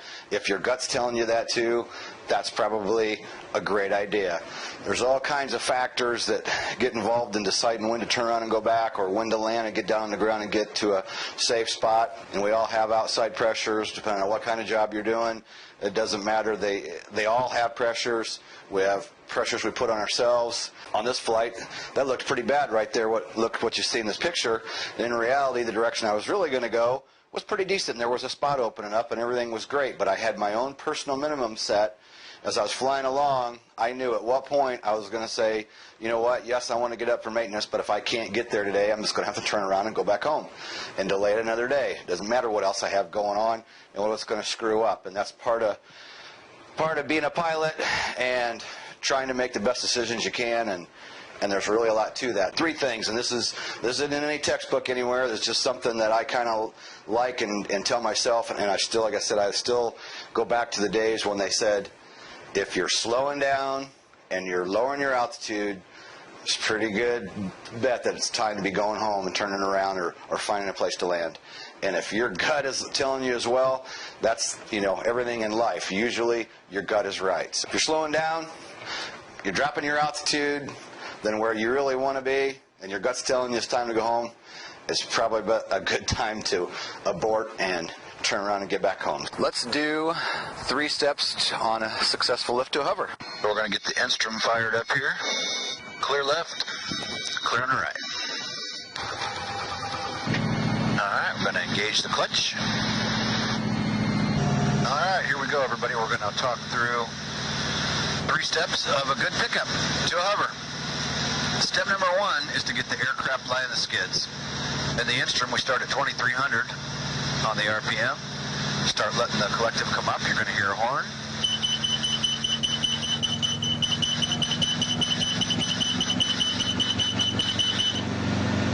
so the horn's off. So what I'm going to do first is I want to get the aircraft light on the skids. So I'm kind of looking outside, back inside, looking outside, back inside. There, the aircraft's getting light. So step number one is get it light. Once you get it light, then you want to pause and neutralize all movements. What's the nose doing? Is the nose wanting to go a little bit to the left? Is the nose wanting to go right? Do you feel the nose going down, the nose coming up? Make those adjustments. Once you're light, make those adjustments, get everything where you want it, get confident that the aircraft's going to come up straight. Then, step number 3 is to just gently lift the aircraft up. And you all get a chance there to see the Instrum bounce that a lot of you may have never heard of or never seen. That's what the Instrum does. When you get it light, it starts bouncing around, and a lot of guys want to rush through a pickup because they don't want to feel that bounce, but it's just part of flying an Instrum, and it's not really a big deal. So there you go. There's your 3 steps for a successful lift to a hover. So now, the other thing I want to mention is, when I was training as a new pilot, flew with the young CFI, and he did a great job, and every so often I had to fly with the senior guy. And he would always kind of come in and, kick your butt and whip you into shape and make sure that the younger guy's doing what he's supposed to. And I'll never forget him taking me in after a flight lesson and saying, now listen to this. You gotta be careful lifting this thing up. And he called it a 2-step process. Get the aircraft light in the skids, pause, neutralize, and then gently lift the aircraft into the air. And I've never forgot him saying, experienced pilots roll these helicopters over from not using a good process picking the aircraft up, rushing the pickup.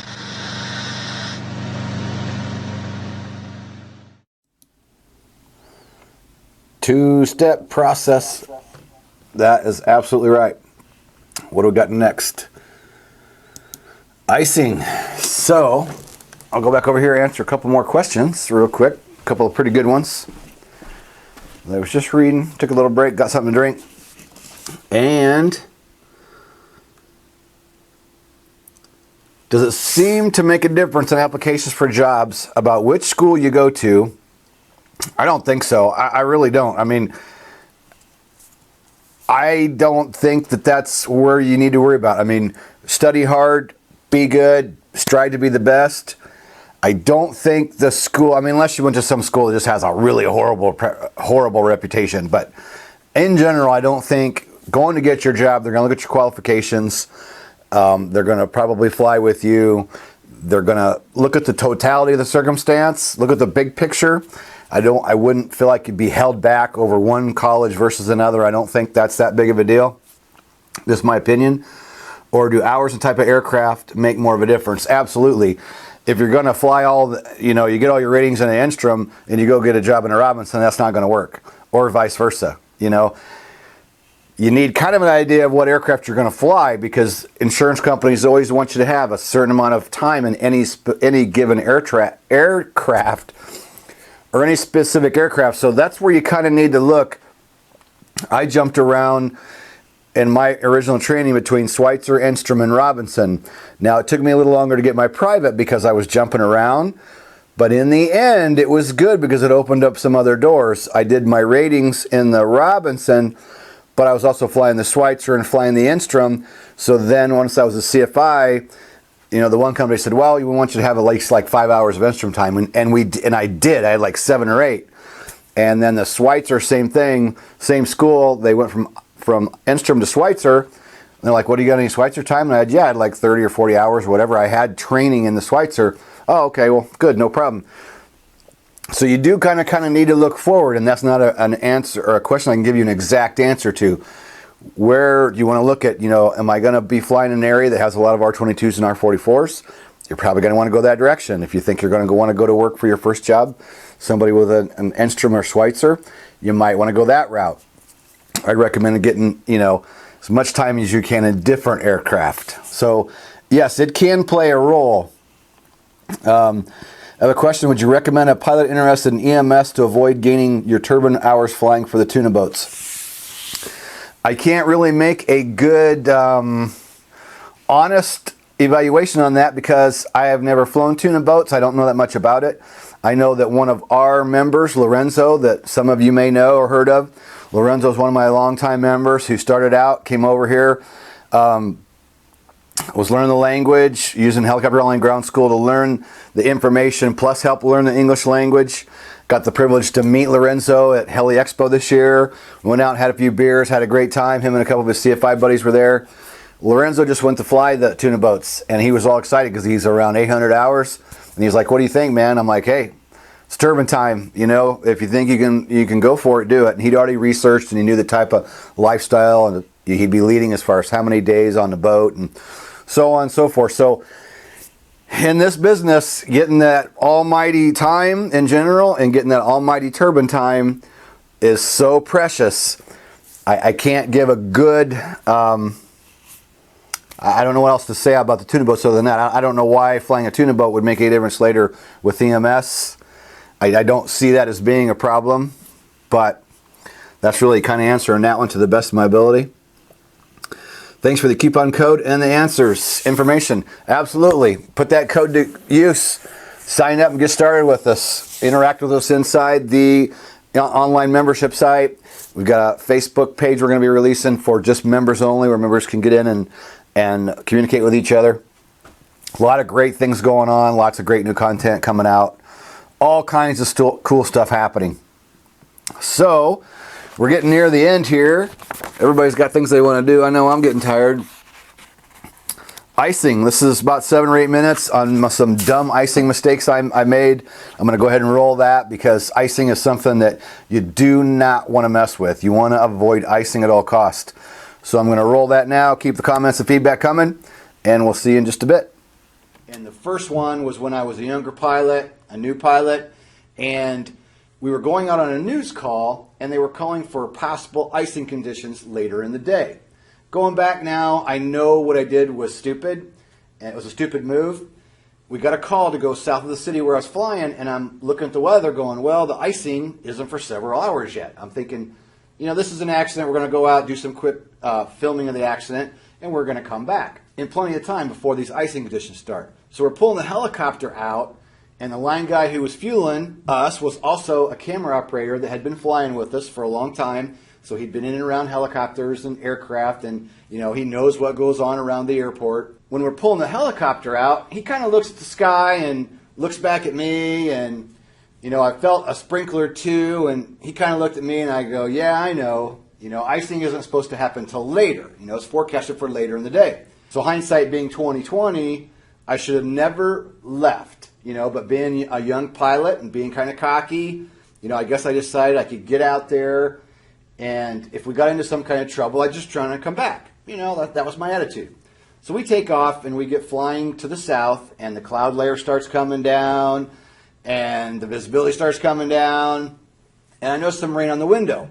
Well, it doesn't take long before I figure out these raindrops that were moving, they stop moving, they're not moving anymore. So pretty quickly I realized, I think this has turned into ice. So needless to say, I turned around, started heading back home, and before we get back, I can barely see out the front windshield. So we're over a big field, and I make some right-hand circles. I'm looking out the side window so I can get on the ground safely, and we try to decide what to do. So we cleaned the window off, and there was a little airport like a mile or two away, and we decided to go ahead and hop on over to that airport. We probably shouldn't have even done that, but didn't want to be stuck in a field. So I should have just stayed in the field, but we made it over this little airport, and the aircraft ended up sitting outside for 3 days. So that's pretty embarrassing. You know, everybody was fine. We didn't get hurt. Nothing bad happened. But then there's the embarrassment of, why did you go out anyway? You knew there was icing forecast later in the day. I didn't get in trouble. You know, the boss was cool, and he said, well, at least you landed and nobody got hurt, and you know, everything was fine, but use your brain next time. So that was my first experience that really made me think about how you really cannot mess around with this icing. And it's pretty scary when your windshield starts icing up and all of a sudden you're going, I cannot see so well. So, you know, it happens so fast. It's just how guys get themselves into bad situations. So there's icing number one. The next story, or next thing I want to tell, is I was flying a Jet Ranger and flying in northern Ohio, and we go down to West Virginia to pick up the aircraft after some maintenance. And we waited a day or two for it to get ready, and the helicopter's done, and we're getting ready to head back, and It's snowing outside. And it wasn't heavy snow, but it was snowing, and I'm not thinking that much about it. Visibility's pretty good, and of course I'm getting pressured from the guy I was working for, calling you every 10 minutes. Are you heading back yet? Are you heading back yet? And, there was a lot of pressure there. So he's paying for the motel, and he's paying us to be there, and, he wants his aircraft back home, which I understand that. I owned an aircraft, and I know what it's like. So you want to get the aircraft back home. So the aircraft's all done. We're getting ready to go, and there's this gentleman there who had an office at this maintenance facility who used to work for Bell Helicopter. And we get talking, and, I'm a new pilot and new to the Jet Ranger, so he's looking outside and looking at me, and he's like, you sure you want to do this? And I'm like, well, why not? It's just a little bit of snow. And he's going, well, do you have the snow kit? Do you have the baffle kit? And I'm saying no. So he proceeds to tell me about the snow baffle kit for the Jet Ranger. And the company I worked for, they didn't have the snow kit at the time, and nobody used it. And people just went out and flew in the snow and didn't think anything about it. So this gentleman proceeds to tell me how many years he worked for Bell Helicopter, and he had a really impressive resume. And he goes, you know what? He goes, I know you're feeling the pressure because I know the guy that you're working for. And you know what? He goes, I'm just going to call him myself because I don't think you should fly. And, once we talked about it, I said, hey, you know what? I'm going to take the advice of a pilot that's been around a long time. He calls him up and tells my boss that he encouraged us to stay there for the night, and everything ended up okay. We went home when it was clear the next day. So then my third story, having a couple of first-hand scares, then learning a little more about the dangers of icing and exactly what this bulletin was talking about, I move into the helicopter EMS world. And by this point, I'm pretty respectful of the whole icing thing, and anytime the temperature is really close to freezing, I was conservative about turning down the flights because the temperature could be a little below freezing or it could be a little above freezing. I think particularly it gets guys in trouble when it's, say, around 39 degrees. Well, yeah, it's 39 degrees on the ground, but as we go up in altitude, the weather gets colder normally. And the speed of the blades moving through the air makes the air colder too. So you can get icing prior to 32 degrees. So I can think of two instances specifically where I turned down a flight due to possible icing. We had light rain, it was close to freezing, and I said, nah, I'm not going to take it. And I took some flack from the companies I was working for, and the interesting note is on both of those flights later in the day, another helicopter EMS company who accepted the flight had to land in a field. One was by a landfill and one was out in the boonies somewhere, but it doesn't really matter. Both of these flights I turned down. Another helicopter EMS takes them, they go out and get an icing, and they got to land. So that gave me the confidence to just be able to say, you know what, it's close to freezing, I'm not taking it. I'm not comfortable with this. So you just have to know when to say no, and sometimes you're going to be pressured, and there might be a time where it costs you your job. You just never really know. So this is something you really got to spend some time thinking about, and you got to be conservative. So the last one I want to give you is in the EMS world. The last place I was working, the lead pilot, he was about my age, and he'd been flying for a long time, flew in the military, and he was a really sharp pilot, and he was a good pilot. But there was one night where the temperature was like 36 degrees, and we had light rain, and I turned down the flight. The next day, he's like, and he's base manager, by the way, and he says, oh, why'd you turn that flight down last night? And I said, well, it was like 36 degrees, and the weather was, and the temperature was going to drop, and he's like, oh, there's no problem at 36 degrees. I'm like, okay, well, go up 3.5 degrees per 1,000 feet, and it gets colder, and we're flying at night, at least 1,000 feet AGL. Wasn't really sure why he was questioning me about that. So then a fellow pilot I was working with was an ex-Coast Guard pilot, and I asked him about it, and he said, are you crazy? 36 degrees and raining? No way. He goes, I wouldn't take it either, not with the temperature especially coming down. So just to kind of give you an idea that some people are brave and bold, some are conservative. The same individual I'm speaking about, him and another pilot that both been there forever, they kept repeatedly going out and getting themselves into icing conditions. So, I'm the guy turning on the flights, and then I'm Mr. Conservative and, kind of upsetting everybody because I'm so conservative. But then these guys are going out taking flights and getting icing and having to land. So, what I'm getting at is icing is nothing to mess around with. In any job that you go out to, whether it's EMS flying, law enforcement, whatever, all across the board, there's always pressures put on us by the places we work and the people we work for, and then there's the pressures that we put on ourselves. So It's always to be better on the ground, wishing you were in the air, than being in the air, wishing you were on the ground. And I can tell you that firsthand.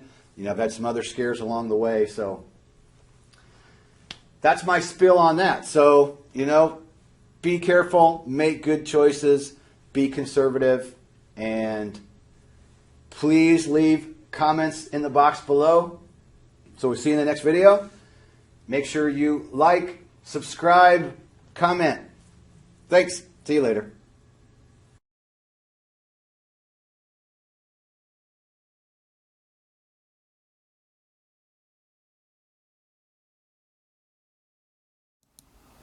All right, helicopter icing. Learn from my mistakes. I know, does that sound bad? I made a couple of dumb decisions there, and it gets pretty scary. So bottom line, man, avoid icing at all costs. You just do not want to even get involved. You do not want to do it. What do we got here? We got 15 people still watching at 3 hours into this. Awesome. I like doing this stuff. This is fun. Plan on doing some more of these. Maybe we'll make them a little shorter and break them down. I didn't realize how long this would actually take or how long this would go, but that's all right. Appreciate the comments. Appreciate everybody being here. Appreciate the likes that we've had. I'm sure some of you have subscribed, so if you haven't subscribed, do that. Don't see any new questions right there. Hopefully I got all those questions answered up pretty well. So the next one is Chapter 13. Weather decisions. Icing is yes a weather decision. I'm going to go a little more in depth, give a couple more stories, some dumb things I've done. Proper English. There's some mistakes I've made, and then some feedback from other parties giving me a little hassle about weather turndown. Sometimes you just have to say no, and that's the hard part of being a pilot. That's what can get you in trouble, and sometimes you might end up losing your job by doing the right thing. And I'm sorry to say that, but there are going to be employers that are going to push you, and sometimes standing up for what's right is what you have to do. And I know plenty of pilots that have been fired over a weather decision, and I've never been, you know, I've always stood my ground. And the longer I'm at it, I'm glad that I don't have to do a lot of cross-country flying at this point. I do mainly training here. If I do a ferry flight to take an aircraft somewhere, I make sure I have plenty of time. I won't do one that's like, oh, you got to leave now and it's got to be there by this time tomorrow. You know, halfway across the country, no, ain't going to do it. Not when I have weather to worry about. It's just not worth the headache. It's not worth the hassle. So, since there's no other comments I see there, I'm going to go ahead and roll the weather decisions, and we'll see you after that for one more video. MS pilot, and I hear all the horror stories when I'm, you know, at the training, and you know, we hear these things as pilots, and I go out and we go land at a hospital, and a storm comes through, and I have a problem with an engine starting. So the patient goes by ground, the crew goes with them, mechanic comes out, takes care of the aircraft problem, and I'm checking the weather, and they're saying like, you know, 1,000 feet, and I'm going, 1,000 feet, you know, okay, that's good, 2 or 3 miles, okay, it's at night. And I'm thinking, it sounds like it's going to be all right. Well, between where I was at and to get home, I can tell you the cloud level, I don't know what it got down to, 400 or 500 feet. So I take off with the right intentions thinking, oh, I'm, you know, going to be okay. And the farther I got out in the middle of nowhere between where I was and getting back home, there's no weather reporting stations, about a 45-mile flight. I'm halfway in between the middle of nowhere, almost no ground reference lighting, and I keep coming down, and I keep coming down, and I don't even remember how low I got, and I don't even want to admit how low I got. But I know that I kept flying. I kept getting lower, and what I should have done is just landed. I should have landed the helicopter and shut it down and called and said, hey, I got in some bad weather, and I'm on the ground, and I'll sit here until it clears, or, you know, in the morning we'll do whatever. But the problem is we don't want to admit that we're wrong. We don't want to go through the embarrassment of landing out in a field somewhere in the middle of nowhere and putting an EMS ship out of service because we made a stupid call and flew in some weather we shouldn't have. The right thing is to do is to land and just shut down and wait for better weather. But we don't want to do that. And that's why guys get themselves into trouble, because we're macho. We don't want to say no. You know, we get ourselves halfway involved into a flight, and then it turns ugly. and we're chicken to turn around or we're chicken to just land. And I know, like in an Omni flight towards the end, they in the beginning they would say, you know, make a 180 turn and fly back out of it. And then they changed their tune at a certain point and said, you know what, guys, with everything that's going on, all these helicopters are crashing, if you get into nasty stuff, we want you to land. We don't want you to turn around. We want you on the ground. If you start getting into the soup, land, put it on the ground, have the guts to shut it off, call your base and say, I just landed, I'm on the ground, we're safe, here's where we're at, you know, we're going to wait for the weather to clear or whatever. But, you know, we make these decisions for all kinds of stupid reasons when we know better, and it's very easy to be thinking you're making the right decision and go, the weather's, it's good enough, I can do this okay, and then you run into stuff that's not forecasted, or you're just in between weather reporting stations and the weather's lower than reported. You know, there's all kinds of reasons that people get themselves into trouble. And what I was getting at there, the other part of that is, you know, there's no way really to teach new students. I mean, you can put them in a simulator and go out and put them in a, you know, inadvertent IMC, which, you know, that's good training. But I just feel like I wish there was a way we could take students and show them in the real world how scary it can be and how quick it can happen. But there's no real way for you to take an aircraft out, a VFR aircraft, and put it in almost IMC conditions. You know what I mean? There's, I've thought about how could we train, you know, what can we do to really train students? So I think that's one thing, you know, other than using a simulator, which again is a simulator. So, okay, there's no real fear of crashing because you're in a simulator. You can give somebody an idea of how scary it could be, but it's not the same as being out in the real world and getting scared half to death that you're going to wreck the aircraft. And, you know, here I'm coming back and just going, God, you know, and I made it back okay and everything was fine, but when I was in that soupy stuff and I started sifting through this low layer of clouds going, oh my God, you know, is this going to get worse before it gets better? And I'm thinking, here I am, I'm going to be the statistic that everybody talks about, you know, new EMS pilot going out, being brave, you know, flying when he probably shouldn't have been. I was almost that statistic. So, you know.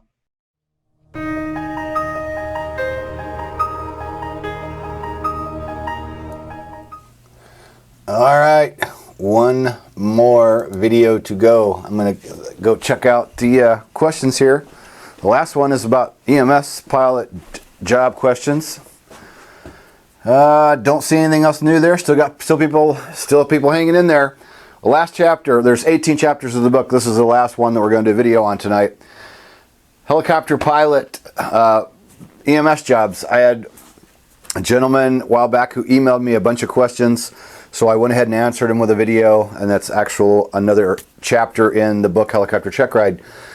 I did it for 5 years. Great experience. Glad I got to do it. So we're going to go ahead and roll that now so we can move on to other things. If you think of anything else while this video is playing, put them in the box, give us a share, and we'll see you after this video in just a few minutes. Having been an EMS pilot, I get asked many questions about the job. So I decided to add some of these questions to my book, Helicopter Check Ride. This is chapter 14. First question, can you tell me a typical day on the job as an EMS pilot?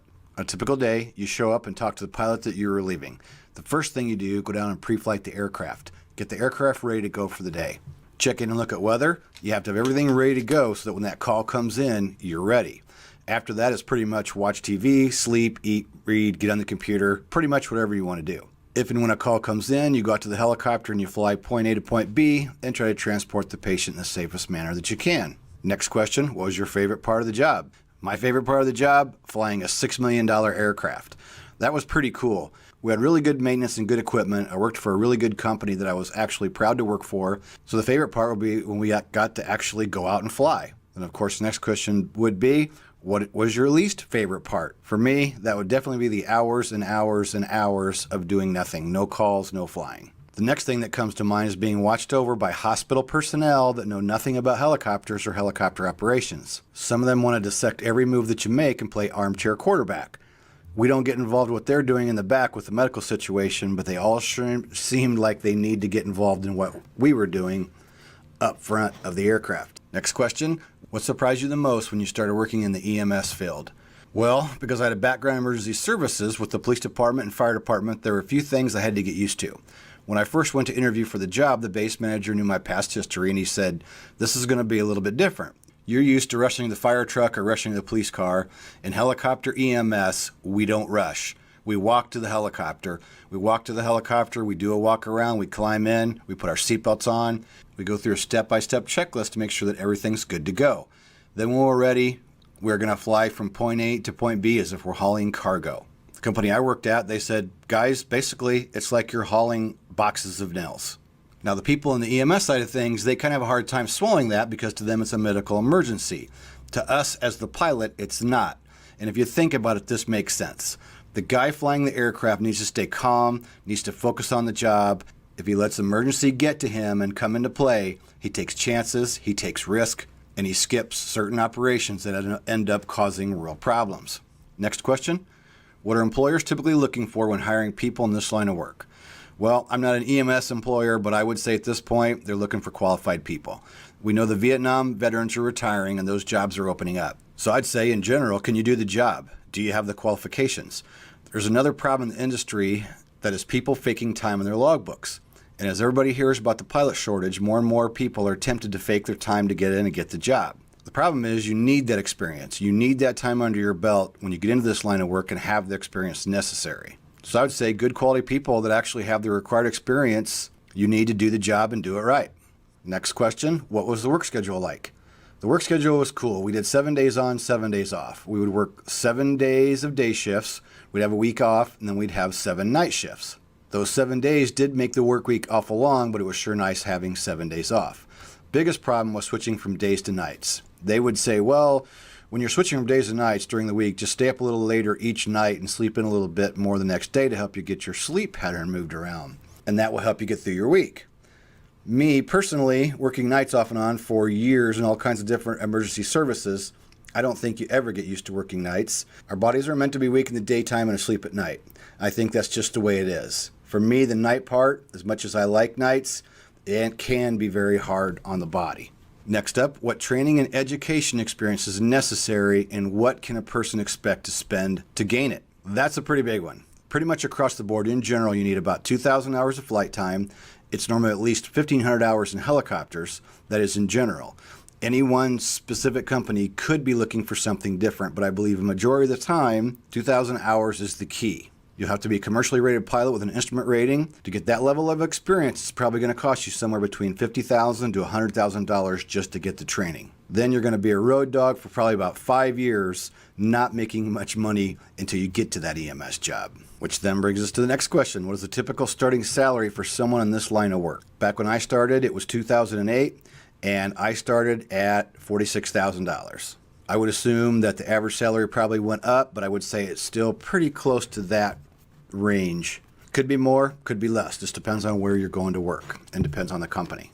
Next question. I'm not sure if you're up on the trends in this field since you're on to other things, but is the EMS piloting field changing? If so, then how? One of my good friends is a Czech airman for the largest air medical provider in the world. The big thing that he's telling me is the average pilot he's now training is in their late 20s to early 30s. That's a change he's seen over about the past 5 years. The pilots in general being much younger coming into the field, coming into the industry. There are other changes that are happening due to the national attention on EMS accidents and the National Transportation Safety Board having to step in and make certain recommendations in certain areas. I would also imagine that a lot of changing as far as the use of electronic devices in the cockpit. We know at this point in the game that technology is changing very fast and aviation is adapting to a lot of new changes. Next question, what advice would you give someone who wants to pursue this as a career? If this is going to be your career path, I would say get your commercial, get your CFI and your instrument rating, get out in the field and start working. Do a good job, fly by the rules, and just know that your career path might change as you're going through this process. You may decide to go into the oil and gas with platform operations, or maybe you want to go into forestry. For a lot of us, our goals change once we get out into the real world and start working in the industry. But there's nothing wrong with that at all. Bottom line is get your ratings, start billing your time, and make good decisions to be a safe and prudent pilot. And the last question for Chapter 14 from Helicopter Check Ride. Do you have to have a certain amount of turbine hours to get any job? When I got hired, I had around 350. The company I went to work for said, well, we usually hire guys with around 1,000 hours of turbine time. And I said, well, you know, that's great, but I really want the job and 350 is all I got. And that was darn hard to get that 350 hours. And the guy chuckled and said, well, we like to see 1,000, but it doesn't mean you won't get the job. And I did get the job and it all worked out. I know currently my friend that's a check airman told me they look at 1,000 hours of turbine time and 2,000 hours total. I asked him, I said, don't you think 1,000 hours is a little bit ridiculous when there's so many good quality guys out there that might only have a few hundred? And my check airman's reply was, well, it depends on the situation, what their background is, and can they waive some of those hours depending on the circumstance. So getting those almighty turbine hours is always a key pretty much in any industry as far as airplanes or helicopters. Moving up the ladder always requires turbine time. On an ending note, for me in the helicopter EMS field, I got to do it for 5 years. It was a great experience. There were a lot of things I liked about it, and there was other things not so much. I'm glad I got to do it. I learned a lot of things that still help me to this day.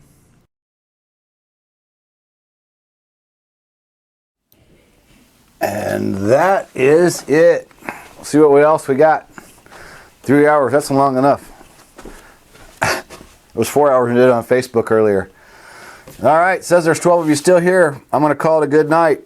I appreciate everybody for tuning in. Hope you got some good information out of our live event tonight. Going to be plenty of more of those in the future. Enjoy doing this stuff.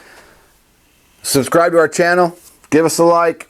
If you see this video after it's rendered, it will be back on YouTube. So if you're watching it later, it's going to be live on here for an extended period of time. That coupon code will be good for a little while yet. That coupon code again, you want to join our Helicopter Online Ground School membership. We have private commercial CFI. We have R22, R44, and instrument-specific sections you can add on. When you go to our site at helicopterground.com, right on the home page, it shows you our membership levels. You can check those videos out, check out the details. If you decide to go, when you decide to join our membership, click the appropriate button for the membership that you want. Go to the checkout page. Right hand side, about midway down, it says coupon box, or it's a little coupon box. Enter the code BR15OFF, BR15OFF. Click apply, and that will give you your special code. Once you click that, it'll reveal the discounted price of 15%. So I'm going to get rolling. Thanks everybody for tuning in. Thanks for the likes and shares. Subscribe to the channel. And we will see you in the next video.